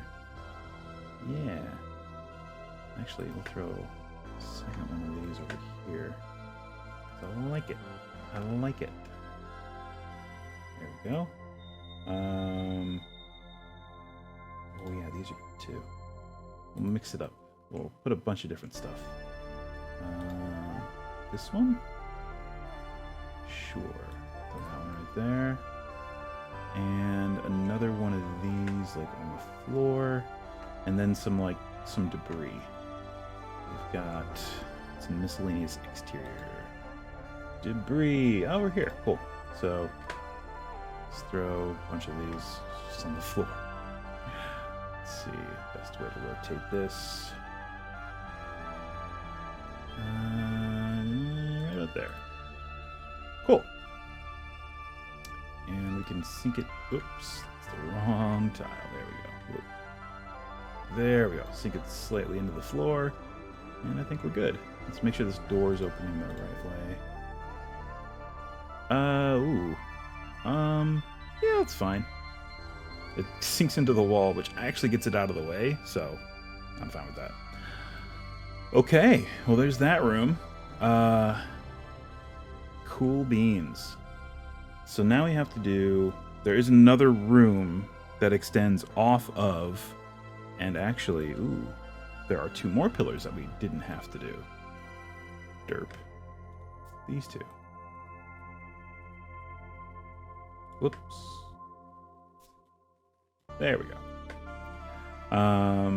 So yeah, we didn't have to do those two because there is yet another room here. This one is going to actually extend north into its own area. Let's see. This might be slightly tricky, but we're just going to do the same thing that we did for the other two rooms. Why not? I'll put it on that side. And copy the door. There we go. And we are going to extend this way. Do we want to change the floor, or do we want to... I think we keep it. I think we keep it the way we have it. And just continue the pattern. Oh, hey, thanks. No problem. No problem. Thank you for lurking. Thank you for the lurk. Let's see. It goes 20 feet. Yes, 20 feet north. And then it goes into a 40 by 60 room. I'm going to move this grid permanently. There we go. Oh. So that, and that. There we go. Cool. And that is area 27A. And I'm going to actually go ahead and move a door over here because there's going to be a door there. So 27A. Ooh. Okay. Ooh. Okay. Wait a minute. First we have to read area 27, which is this right here.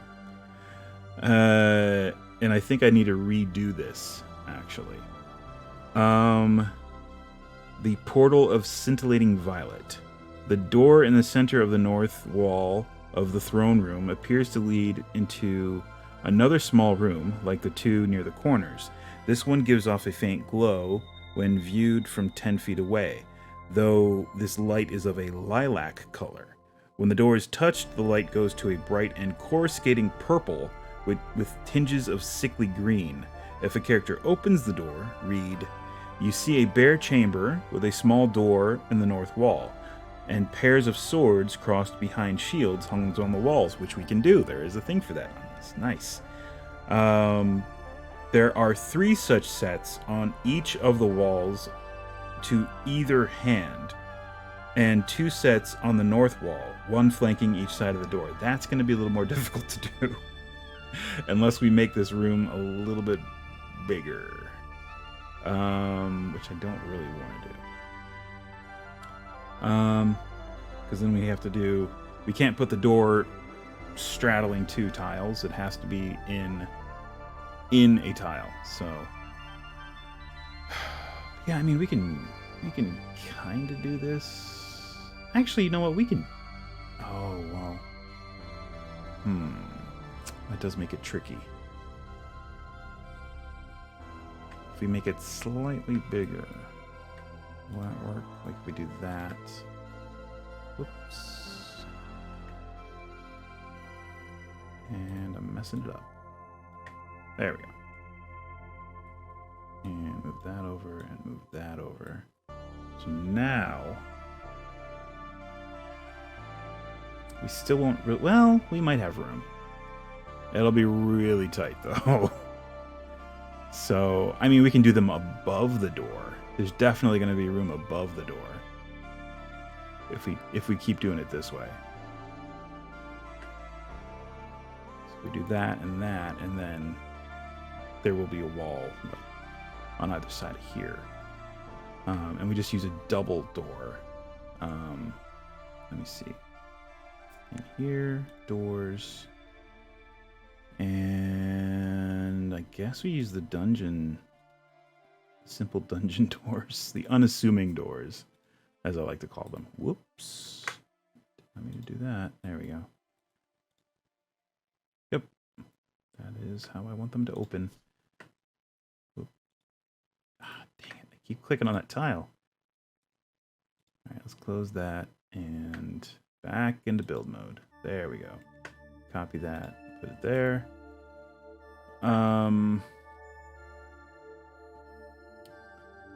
So it has, you see, bare chambers. Oh yeah, we got the. Oh, we can fix that. I was gonna say these look a little off since they're, you know, being covered up by the walls, but we can do this. We can do. One of those there, one of those there, and are those floating? No, they're fine. Good. And then into Castle Ruins, and just fill it in with more of these. There you go. Problem solved. Problem solved. All right, so that works. These walls are going to extend up 30 feet, so it's going to be more like this. And, yeah, it's going to be like that. And, I mean, they don't have to, I guess. We can just put a little roof on them, but I'd rather just have them go all the way to the ceiling. Oops.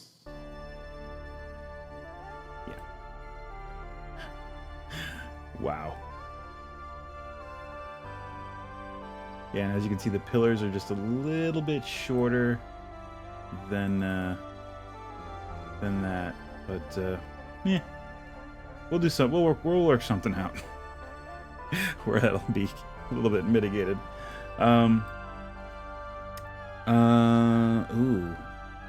So that makes that. Maybe we do just make them shorter. Not too much shorter. Maybe we come up that high and then just put a cap on them there. then that's going to be kind of tricky because I had to build them slightly off grid. You know what? That's fine. I think we can work with this, actually. We can actually make it kind of decorative. You go back into dungeon. And use this guy. Yeah. We're just gonna do this.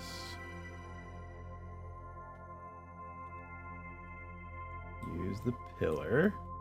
Again, more pillars.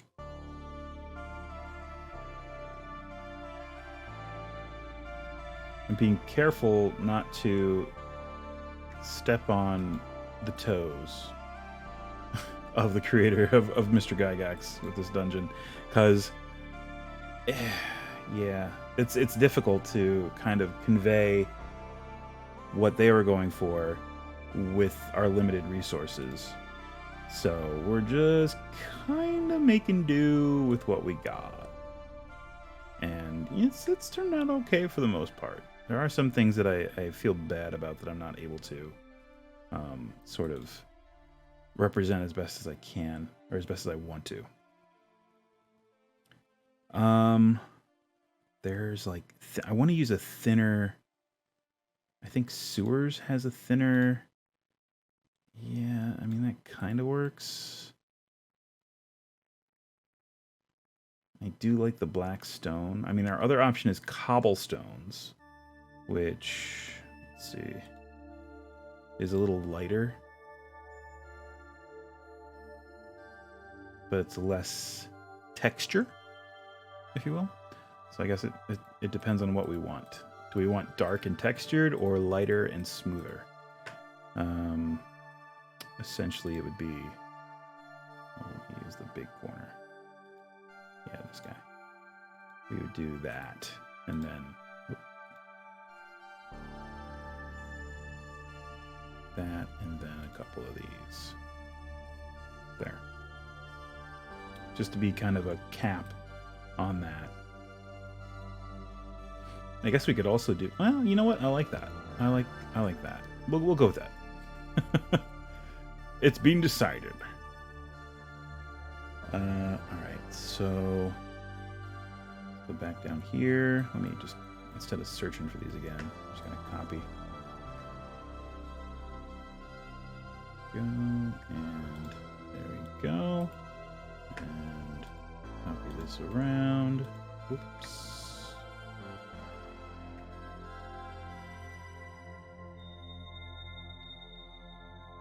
Whoop, wrong thing. Whoop, dang it. There we go. Got it. Okay. And we're going to do the same thing to this central room as well.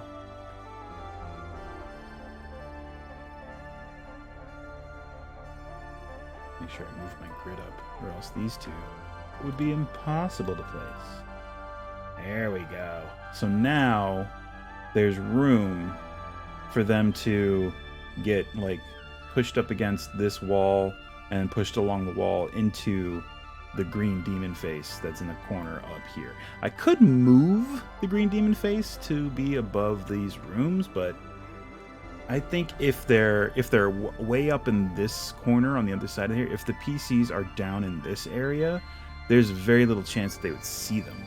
That kind of gives them sort of a natural, you know, cover, so they don't even think of it when they're like, oh, I'm going to float too. But it was, at this point in the dungeon, if that's your attitude, you deserve what your character deserves what's got coming to him.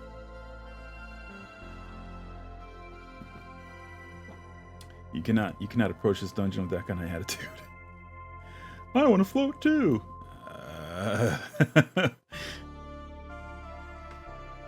Would you say that to Pennywise? I don't think so. I don't think so, man. Oh, right. This is not set. Well, we can do it this way. There. And it's still somewhat decorative, keeping with the style that we sort of set forth, and the rest will be pretty easy. just gotta doot, doot, doot, and doot, and doot. And for the front, I don't know why I didn't do this to start with, but you can just use this one there. Oops. Boop, there we go. And let's copy these. There, and copy this. There. There and there, and oh, cool. So it does work out because it does overhang a little bit on the front still. Cool. I suppose we could. Oops. There we go. Well, I was gonna say we could put some pillars on the sides of this thing. These two over here on the left and right, but no, we don't need to. Not necessary. All right, cool. We're coming along. Coming along. This room's nasty. This room's not going to be fun. One thing we do have to do is we have to copy our green demon face. So let's do that real quick. I imagine it's going to be a little bit of a pain in the butt to do. Just because I have it buried in here. There we go. Okay, here it is. Our green demon face. For better or worse. This is what we could do with what we had available. Let's see here. That's not gonna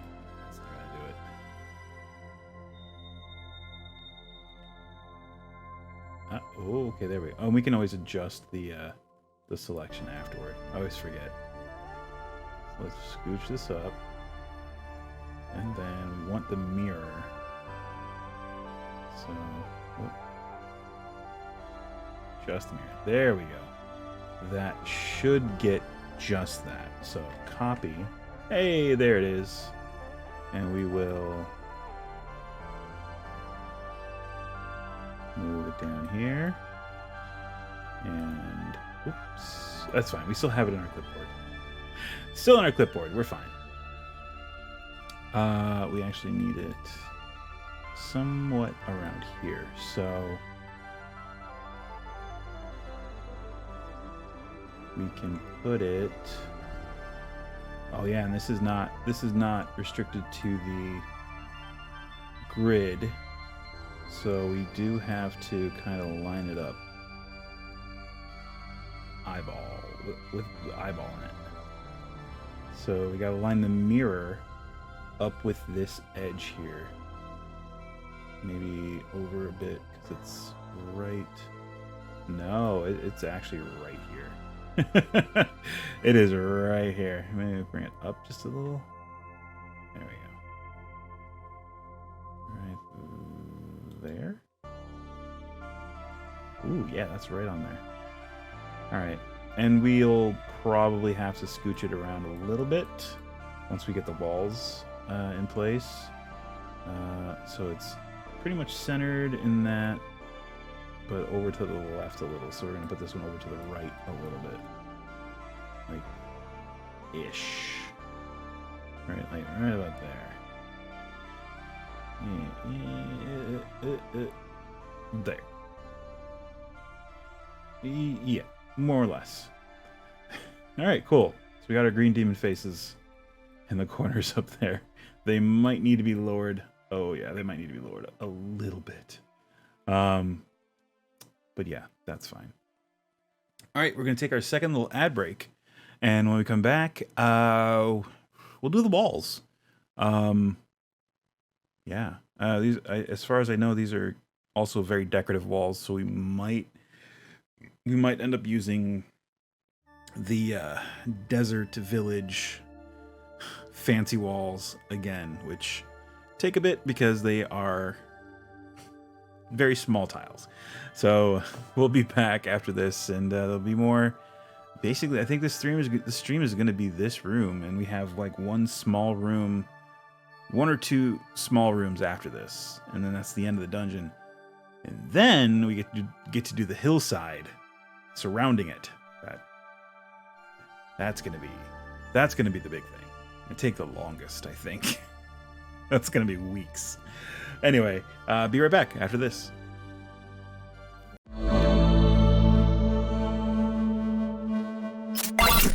Yo! How's it going? We're back. We're back streaming some TaleSpire. How's the break? How are the ads plural? I know that it usually plays. I have it set to play 2 minutes worth of ads. And from what I've seen, it hardly ever does that. It usually does like 1.5 minutes or 1 minute 45. It rarely reaches actually 2 minutes, so it's like 3 ads, maybe. It's fine. Anyway, and I have no say in what ads they run, so whatever. I was gonna go ahead and lower these. Is it alt? No, it's shift. No. There it is. Control. I'm an idiot.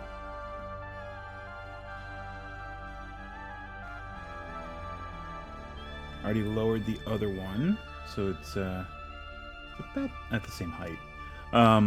We'll tweak it as we go, but the main thing that we're doing right now is we're doing the walls around this pillared throne room. I also want to swap out these things. Move these here, and then copy this to there. Actually, probably. Oops. There we go. There we go. Yeah, that's okay. Yeah, so let's get these walls done.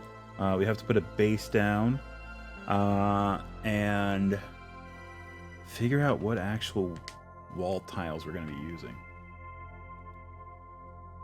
Because if we put a base down, it gives us a little bit of flexibility. Let's see. Wait, what is it? Ruin Temple. That's what I want. And we just want this. So we're just gonna really easy, simply put down a base. Yep.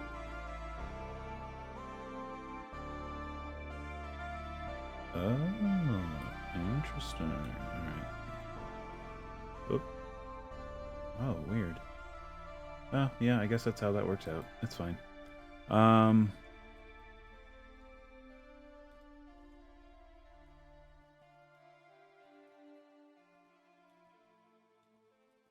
And then the corners, we'll just use this. And the little gaps we got.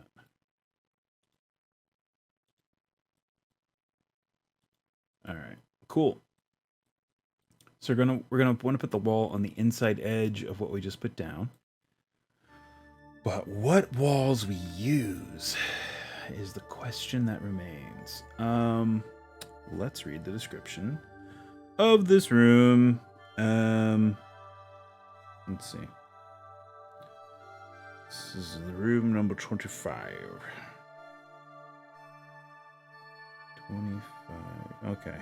So, wait, what am I looking at here? Is that 25? It is. All right.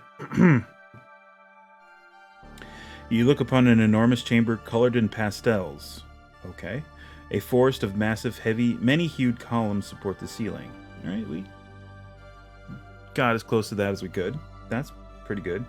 Yeah, the devil faces, charred remains. Strewn near the southeast corner is a heap of charred bones and skulls, plus the crisped and blackened remains of clothing and gear, arms and armor.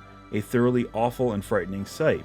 A character who comes close enough to examine the remains will find a huge glowing orange gem at the center of the destruction. Oh, cool. So the southeast corner. We can actually do that. We can actually do exactly well, sans the gem. We can do everything but the gem.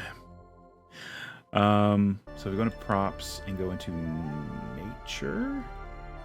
I think it's in here. Yep, there it is.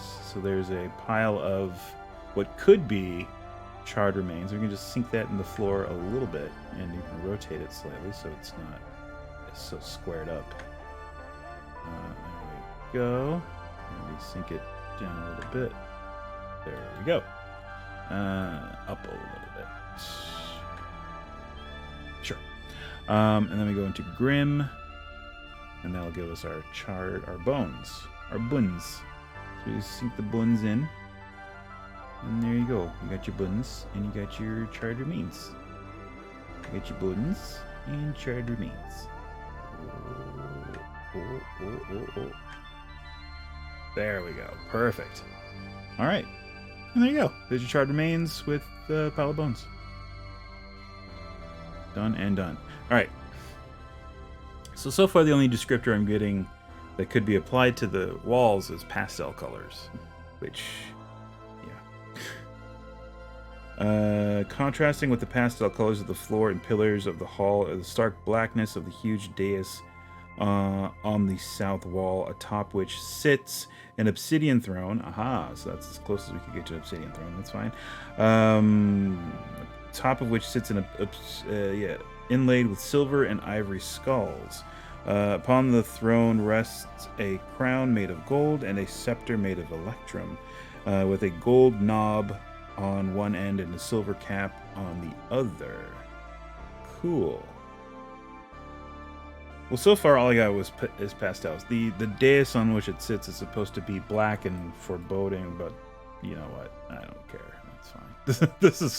This is fine. We could just use the Morgoth tile set, but they don't have these cool corner stairs, and I want to keep the corner stairs. They're really neat. So bump that. One thing we need to do is work out this situation, because this right behind here is going to be a secret door. Let me actually get rid of that. And it says it's 5 feet wide. I'm going to make it 10 feet wide, or I could just offset it onto one of these two sides and make it 5 feet, but we'll play it by ear once we get there. For now, walls. So we'll just leave that gap there to remind me that I have a secret door to put there. So I guess we're just doing Desert Village. There it is. And we're using this bad boy again. All right. This should be interesting.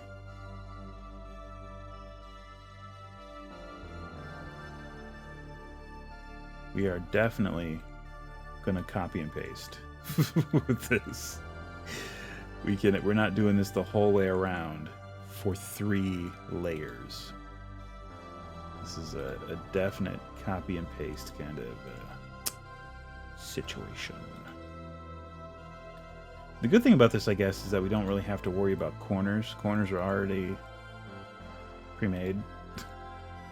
It is in its essence a corner, so I can just do this. There's your corner. All right, so we take that, we hold down X and click and drag, and then we copy it. See, the issue, all right, that's not so bad. And there's your 30 feet. Those are big walls, and the colors are very clashy, but you know what? I don't really care. Oof.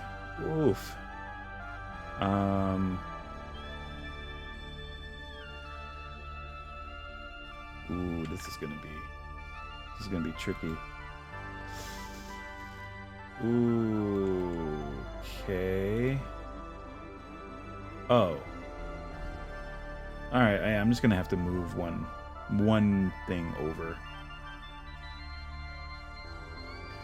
Yeah, when you copy groups like this, the hitbox likes to offset.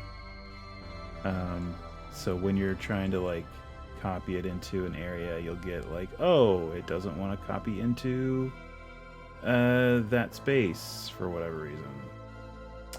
Like I'm getting right here. It wants to copy into that wall. unless I do this. And then you see it only goes on one side of the cell that you're trying to place it in. But that's fine. We can work with this. We can do overlap. Does that work? Actually, it actually does work. All right. All right. Yeah, we're saving a little bit of time. We are going to have to go in and touch it up. Ooh, yeah. See, that's what you worry about. Hey, thanks. Thank you so much. There we go. And hopefully we can clip it into these green demon faces that we've already put down. Not so much there. All right, that works. Actually, that's perfect. And oh, we can. Perfect. It clips right into it. Nice. Nice. All right, cool. This we will have to tweak. But hey, whatever. That works. Also clipped right into that demon face. The green demon face. Excellent. Whoa, whoa, whoa. Whoa, whoa. Getting some overlap there. Alright, there we are. There we are. Gotta flip it around. Hey, there we go. Mostly. That's mostly fine. There and there. And then there and there and there.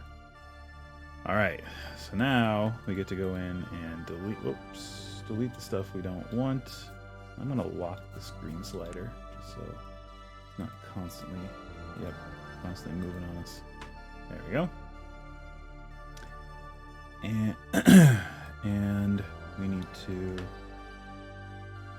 basically fill in the gaps that we missed and these areas where we kind of couldn't.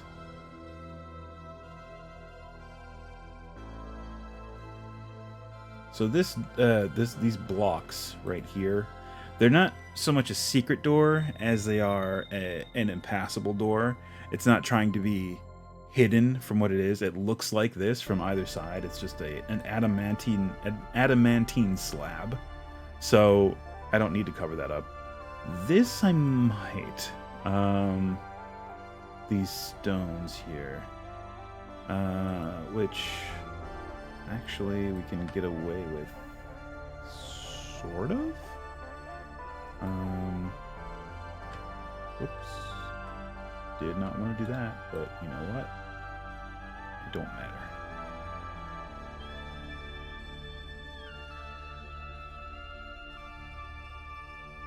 Actually, you know what? What if we did this? There. Just these. Oops. Just make it this blue. Kind of break up the pattern a little bit. There you go. And we'll just fill it in here. There.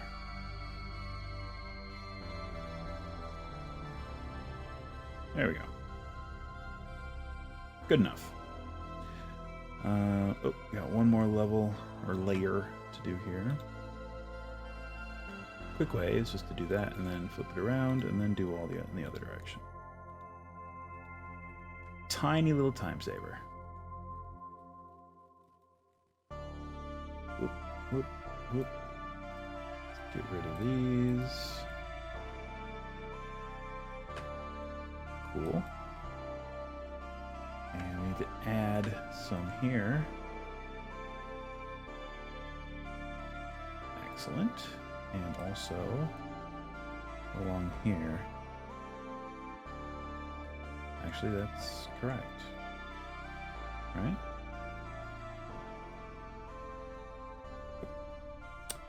Yep.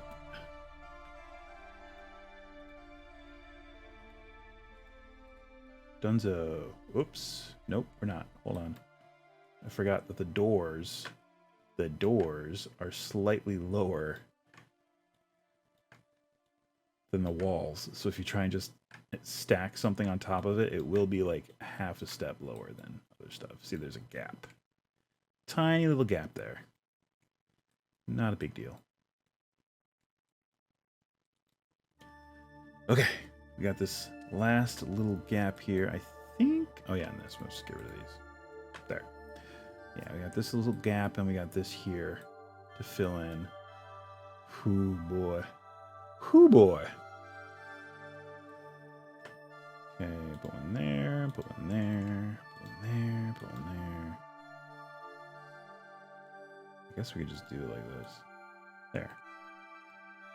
There, and then there, and then there. Cool. Last one. Alright, so this is actually... Oh, yeah, that's easy. This,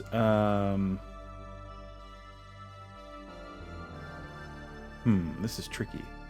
Because how are we going to do the secret door? Is it going to go downstairs into the pass? Does it just go straight... Sorry, just keep hitting my keyboard tray. Does it just go straight out from there? Because if it goes straight out from there, we can't really use these. They're too tall. We would have to place some starting there, which would throw off the pattern, as you can see. Whoops. Yeah, there we go. See, now it's no longer lined up.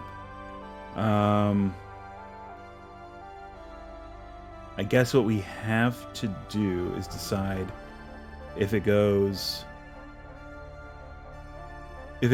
down, then I guess we just have these covering up stairs, and we can kind of maybe facilitate that.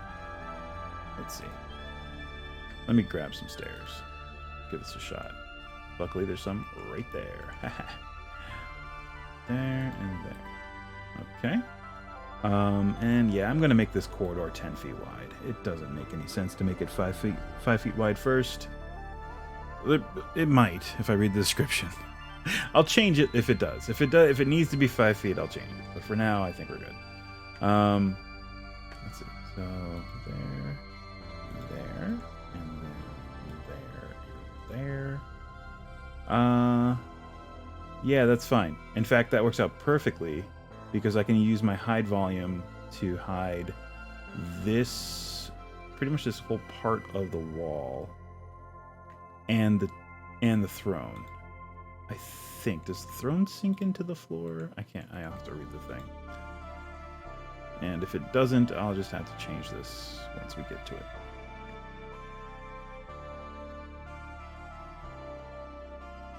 But anyway, there. That's basically what we're trying to do, and I'll go ahead and replace the floor under there because turns out you do need it. There we go. Alright, so those are the stairs that lead to the secret passage. Cool beans.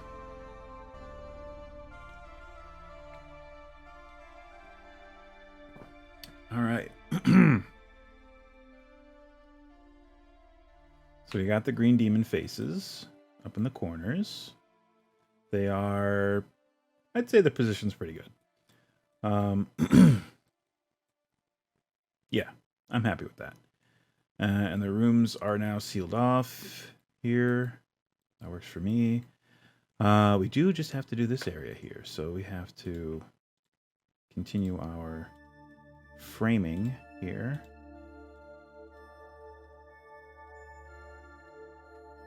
Grab a couple of these. And this is room 27A. We already read the description for 27, which was the, what was it? Whoop, too far. The Portal of Scintillating Violet. Right. Okay. Oh, no, that was... No, that's all right. Gives us a faint glow. If the door is touched, light changes from bright to a bright and coarse getting purple that with tinges of sickly green. If a character opens the door, read, you see, yes, bare chamber with a small door on the north wall. Oh, yeah, the swords on the thing. We have to do that. There are swords and shields. inside here. Let me do it this way. Oops. I'll unlock that. There we go.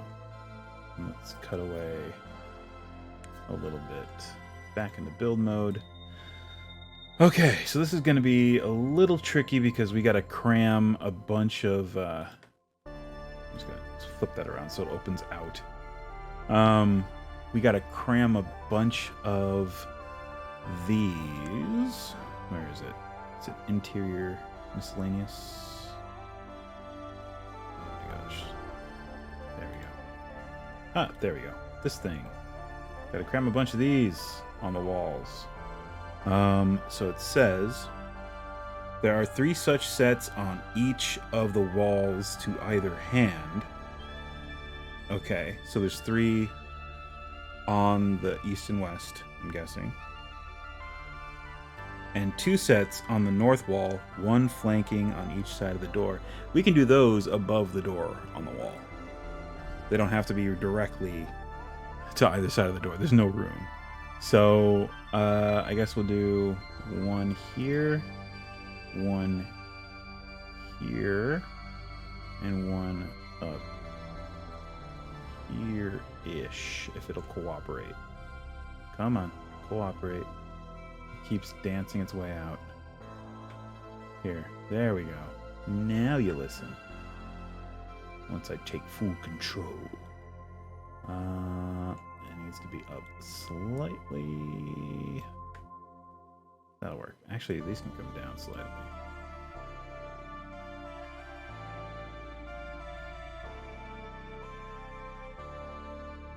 There we go.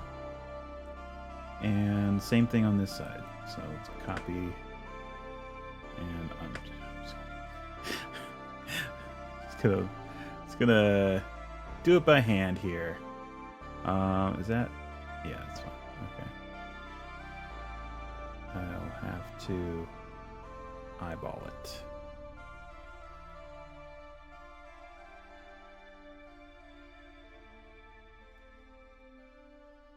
Is that about right? I guess. Yeah? I guess. Sure. Sure. So let's copy that. Put 1 here. Put 1 here-ish. Move this one over slightly. Down. And down. Alright. I guess we're being kind of even. Whoops. Oh, good. Excellent. Oh. There we go.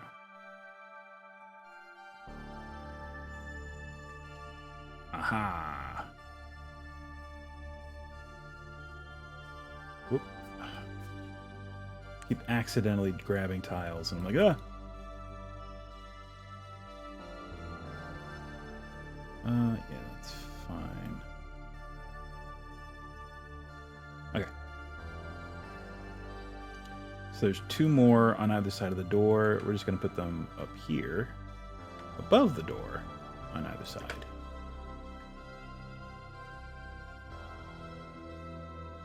Careful not to hang too far down. That's perfect, actually.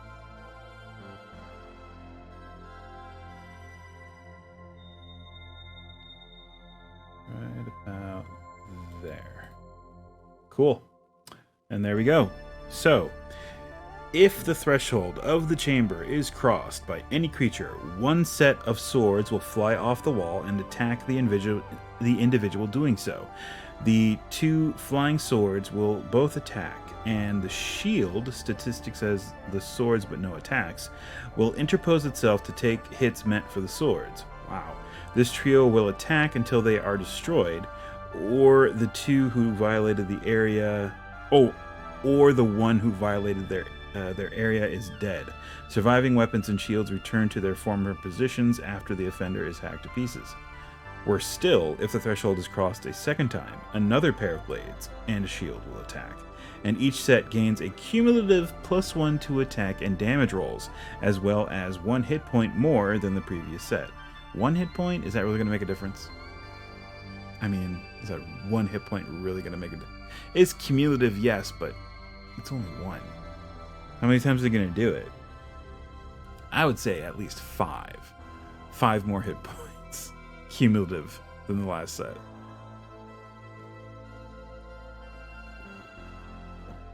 Don't put the kid gloves on now. Now that you get this far, don't start wussing out on me now, 2 and 4s. 1 hit point cumulative better. I oughta. All right. Anyway, that's this room. The chamber beyond is the Chamber of Hopelessness. Fun name. Any creature unfortunate to be teleported here from Area 25 is doomed, for its fate is clearly stated in glowing letters magically written on the north wall of the place. If someone arrives here, read. Oh, here, I need my creepy voice. Do I have one? Oh, I have one. Hold on. Let's see.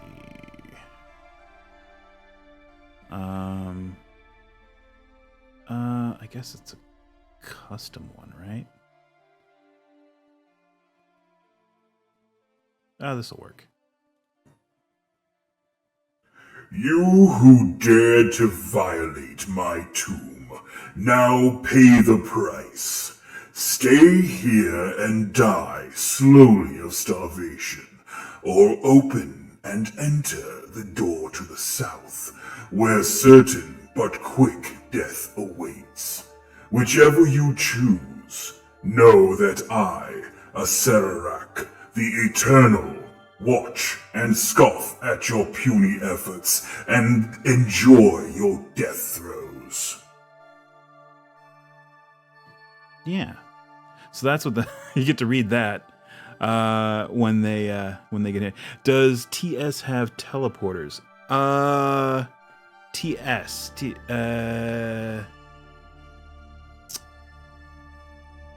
You mean this tomb or? Oh, TaleSpire. TaleSpire have teleporters. You mean like a tile for such? I think you've got we got some stuff similar to that. We've got let me see. If you go into props and you go into crafting, they've got some alchemy stuff. So they've got like a Tesla coil and some other stuff like that you can kind of like finagle and kit bash into a teleporter, I guess. But nothing that actually physically that the tokens will interact with that will teleport them. You can do it manually. You can just shift and click on a token and then move the navigate the map and then click and it'll move the token there immediately. But it doesn't have any kind of macro, I guess, or interactive thing that will do that automatically, if that's what you're asking. Let's see. Okay, so this room, it has a fountain. A small stream of water spills from a wall outlet into a basin and drains away through side holes. So there's always plenty to drink. It is impossible to flood the place. There are hundreds of small drain holes in the walls and floor. There are numerous skeletons in here, rotting equipment, and 30 D10 each of silver, electrum, gold, and platinum rolled about. Searching through the remains will yield 2d10 gems worth 10 gold pieces each, a potion of diminution, and a +1 flail. Yeah, and then going through the doors leads to the area with the swords and shields. So as soon as you cross the area, they start to attack you. As a DM, I'd love for the players to POV to shift drastically, like if they fell into a teleportation trap. There is like a cutscene thing where you can draw all of their view to a certain point. I do know that is something that happens. So they have these little cinematic things that you can place on your map to just click on, and it'll take all the players' view and move them to a certain orientation for a dramatic effect. So That is something you can do. It won't move their tokens, but it will move their view of the map, which is as close as we get right now. Of course, they're still working on stuff, so who knows? It might be a thing that happens down the line. For this room, I think we're going to go back to... In fact, I think we're going to do the dungeon blocks. These things. Because it is the very unpleasant situation. Does this have 2 doors? Okay, we already have the door there. So it's just the hallway. Right. So yeah, we're just going to do this. I like making walls with these blocks because they're more modular. It feels like I can do more with them.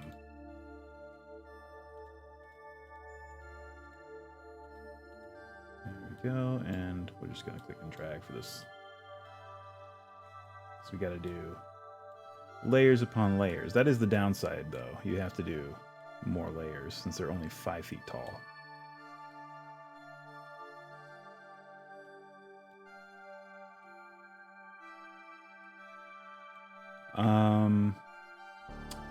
Maybe it doesn't say how tall the ceilings are in here. So we don't have to make it 30. We don't have to make it 30 tall. Yeah, we won't. We'll make it this tall. This tall feels fine. And it kind of sets it apart from the rest of it. Alright. And we're also gonna want to... Oh, I know what we can do. This and Castle Ruins and this guy. Whoops. There we go. Okay. Oh, not far up enough. There we go.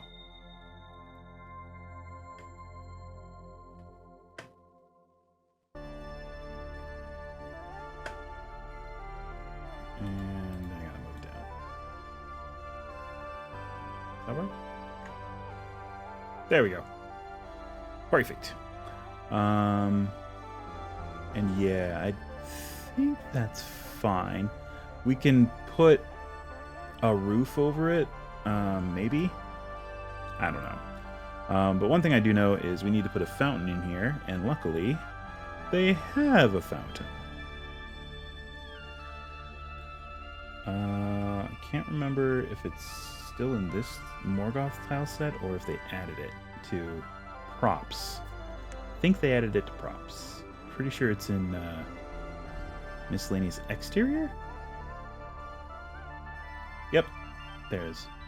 So we can put this in one of the corners, I think. Sure.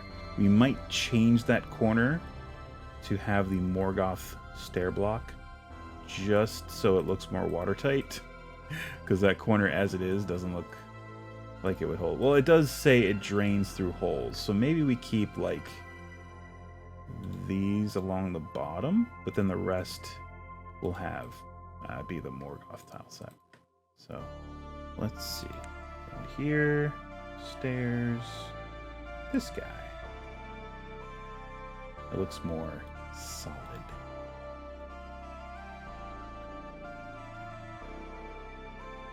There we go. Sure. And we can even sink it into the wall a little bit. Or like eliminate that top bit, which either way. Or we can make it even smaller.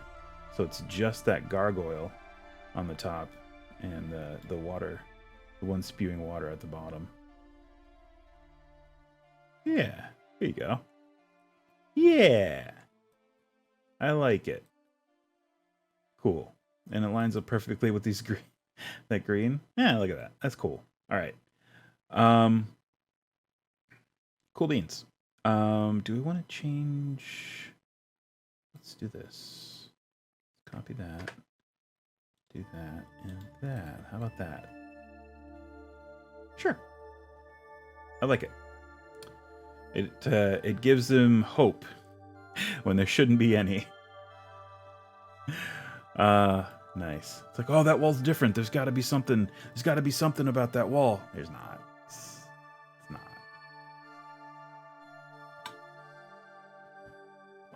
All right. So that's the Chamber of Hopelessness. Oh, skeletons. There's a bunch of skeletons scattered all over the place. Grim. Grim. Yeah, I mean, just some skeletons.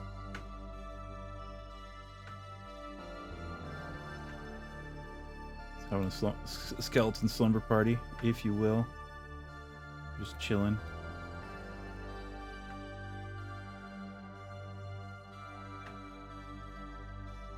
If I were really mean, the skeletons would animate. I'm not that mean. Sometimes I am. But I'm not feeling it right now. But whoops. Copy. Yes, the skeleton. Thank you. They are slightly floaty, but I think we're okay. So yeah, we're gonna do yeah, maybe a few more skeletons. Here,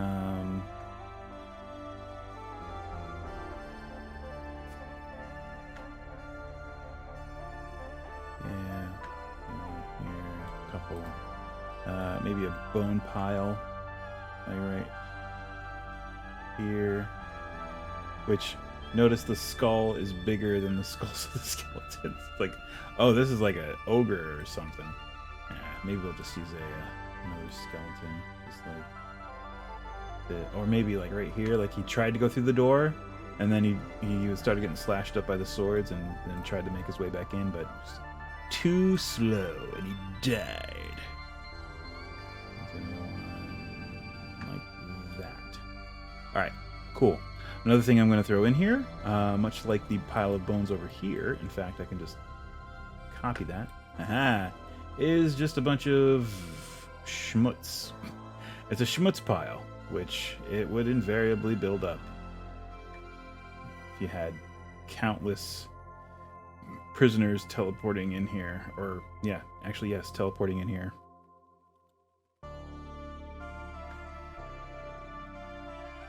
Just all along the edges of the room. Just filth. Filth. Boo! Boo! Bow to her. Bow to the Queen of Filth. The Queen of Slime. Boo! I think of every time I hear the word filth. Good old Princess Bride. Which I've started watching, I don't know if this marks me as aged, or maybe just a Johnny-come-lately. That phrase marks me as aged. But Naruto. I started watching Naruto because it's all up on Netflix, and it's been up on there forever. So I was like, you know what, I might as well give it a shot. It's not bad. It's, you know, I got burnt out on Dragon Ball, because I watched Dragon Ball a lot when I was a kid, and eventually just the long drawn out fights just didn't hold my interest anymore. It was just like, yeah, he gets beat up, and then, oh no, he figures out how to do the thing, and oh, he forgot he has this power, or oh, he's actually this powerful, and they was hiding it. And there's a lot of that in Naruto, but it's not just that, and the fights aren't as super drawn out as Dragon Ball. I will give it that. But there is a lot of the one up combat. It's like, oh, I'm beating you. It's like, oh, wait a minute though. Which brings me to the point about Princess Bride, and I've thought to now call that kind of one-upsmanship the Inigo Wesley conundrum. Because for me, there's probably previous iterations of the same kind of thing, but for me, that kind of encapsulates that situation nicely. Their whole first fight, where they're fencing on the cliffs of insanity. You are very good. Why are you smiling? Because I know something you do not. Oh yes? I am not offended.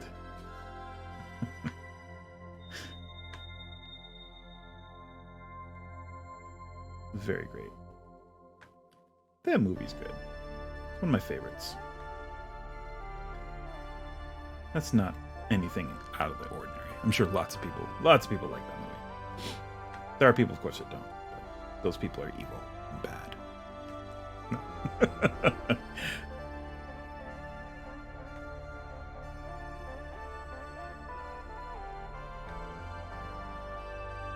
Look at all this duty that's built along the walls.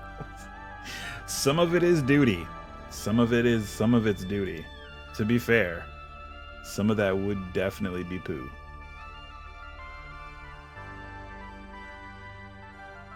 I mean, so many people dying here. Of course, the first rule is pick a corner. That's the toilet. Should we just do one corner? There's just piled high.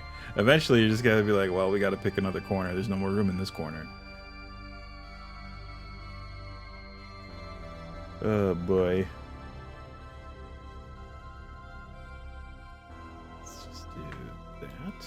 And...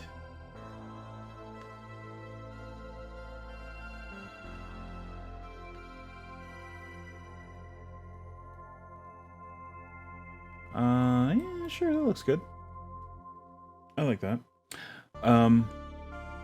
Unfortunately, they don't have, like, broken weapons and stuff, or gear. They do have gear, though. Let me see. I might be able to find... Let's see, is it under camping? Yes, it is. So we'll do, like, a couple of these, just kind of, like, sunk into the poopy.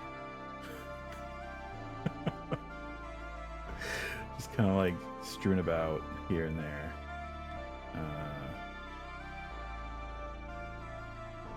Maybe one over here, jammed in the corner, and maybe like two of these. Because you do find a potion. There's a potion of diminution in here, and what else? There was one other thing. Oh, a flail, a +3 flail, +1 flail. Make it a +3 flail. Throw him a bone, aside from the bones that are already in this room.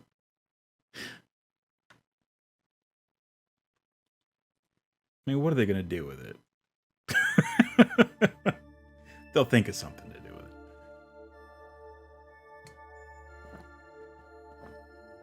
it. Alright, I think that is pretty okay. We might be able to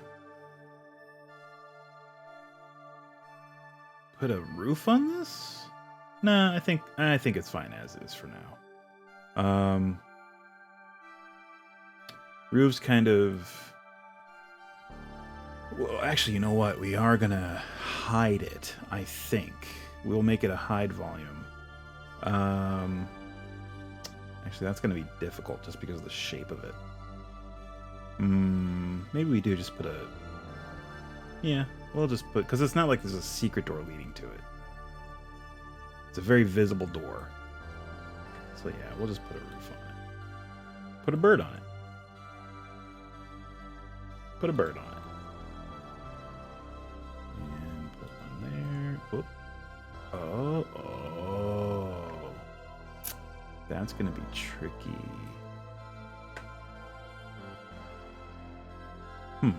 Let's see. There's something we can do about that. Let's see. Cobblestone.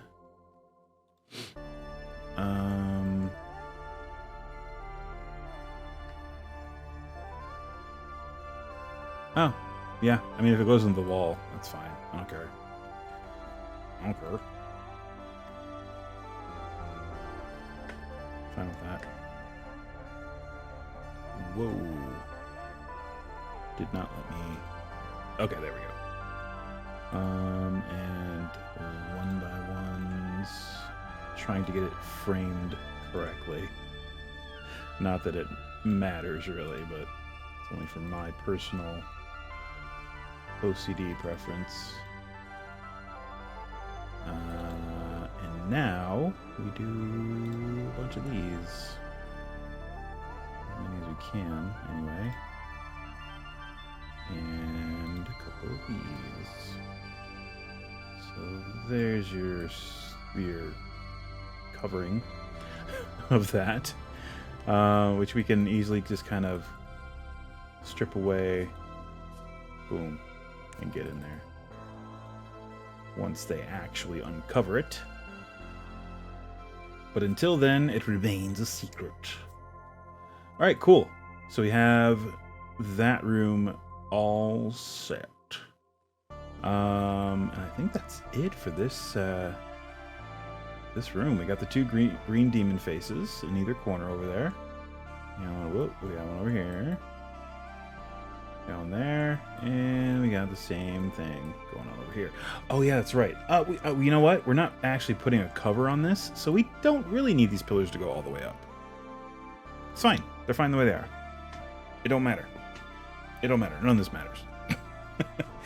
None of this matters. Just call it Smith or Jones. It don't matter. None of this matters.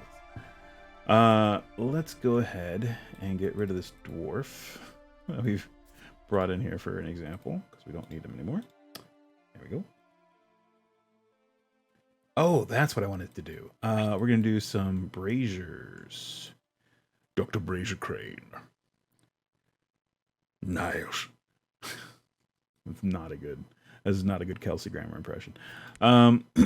So containers, pottery, this bad boy.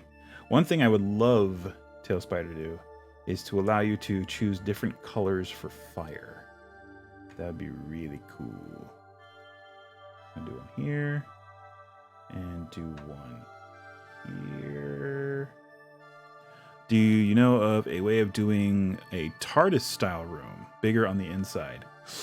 Not really. I would say the only way to do that is make a dummy room on like the initial map, the exterior map, and just make a separate map for the inside. That'd be the only way to do it. And for me, it's like, okay, this is what it looks like on the outside, and then you open the doors, and then you just move everybody to a new map, and that's the inside. It's a simple way to do it, but yeah.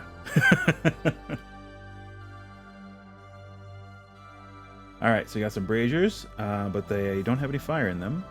However, now we just go to lighting, which is under props, of course. I don't know why I went anywhere else. You grab the fire, and you can just throw a bunch of fire in now.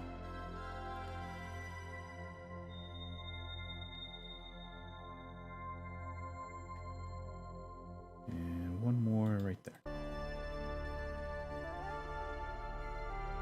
Ooh, oh wow, that's all leaning very, very much toward the back. Let's scooch some of it.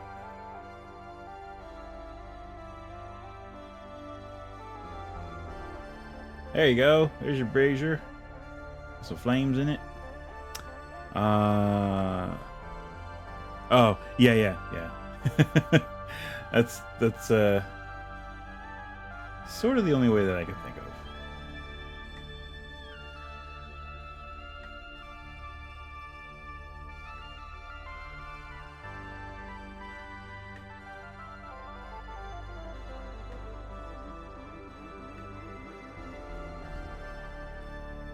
Oh, wow. Oh, that one turned out really cool. What did I do different? Are they just up higher? Oh, that's what it is. They're just up higher. Got it.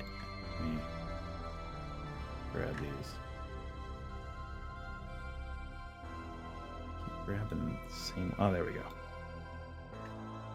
And got it.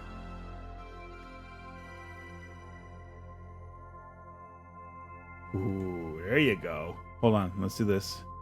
Let's do this. Let's turn it to darkness. And scooch back. Out of build mode. Let's close the library. Let's turn all that off. There we go. Ooh. Creepy, creepy. Nice.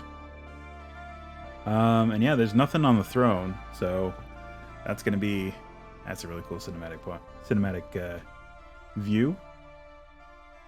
Methinks. Let me actually once again scooch this down. Feels like it's floating. Same with this one. Feels a little floaty. There we go. Okay, there we go. Yeah. Yeah. Cool. Yeah, awesome. Well, yeah, I kind of predicted this one room was going to take most of the stream, or the entire stream, and yeah, it pretty much did. I mean, we got the little ancillary building over here, but aside from that, let me go back to default sky. There we go. Aside from that, it was just this one room. But we got it done. There's nothing else. We have to do this secret door here that's going to lead to another area that's going to link up with this. Oh, so we actually need to go up. Interesting.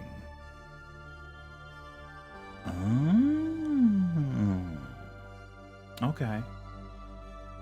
Cool. That's going to be interesting to do. So we're going to have to rework these steps so that they are actually going up from the top of the dais, and that passageway climbs so that it's going to level out. Oh, actually, I also have to read the description of that room because it also looks like there's stairs in the room. So it might have to go up extra high just so it can come back down again so that the main room itself is level with this. Fun time.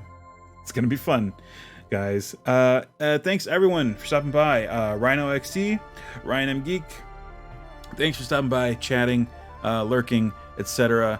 We'll be back on Thursday evening for some Ni no Kuni Wrath of the White Witch. Of course, next week Monday we'll be back with more TaleSpire.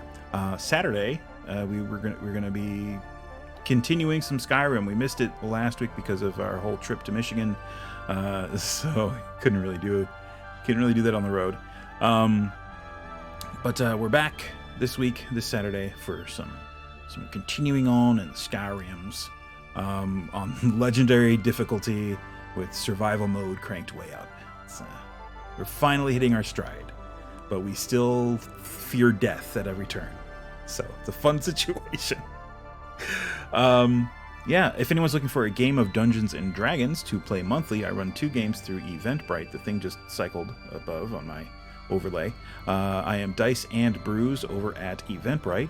If you're looking for a game that you can just kind of pick up monthly, it's a dungeon crawl, so there's not a whole lot of story. If you have a character kicking around in your D&D Beyond account and you want to test it out, see if it can undergo some nasty encounters, this is a great opportunity to give that a shot.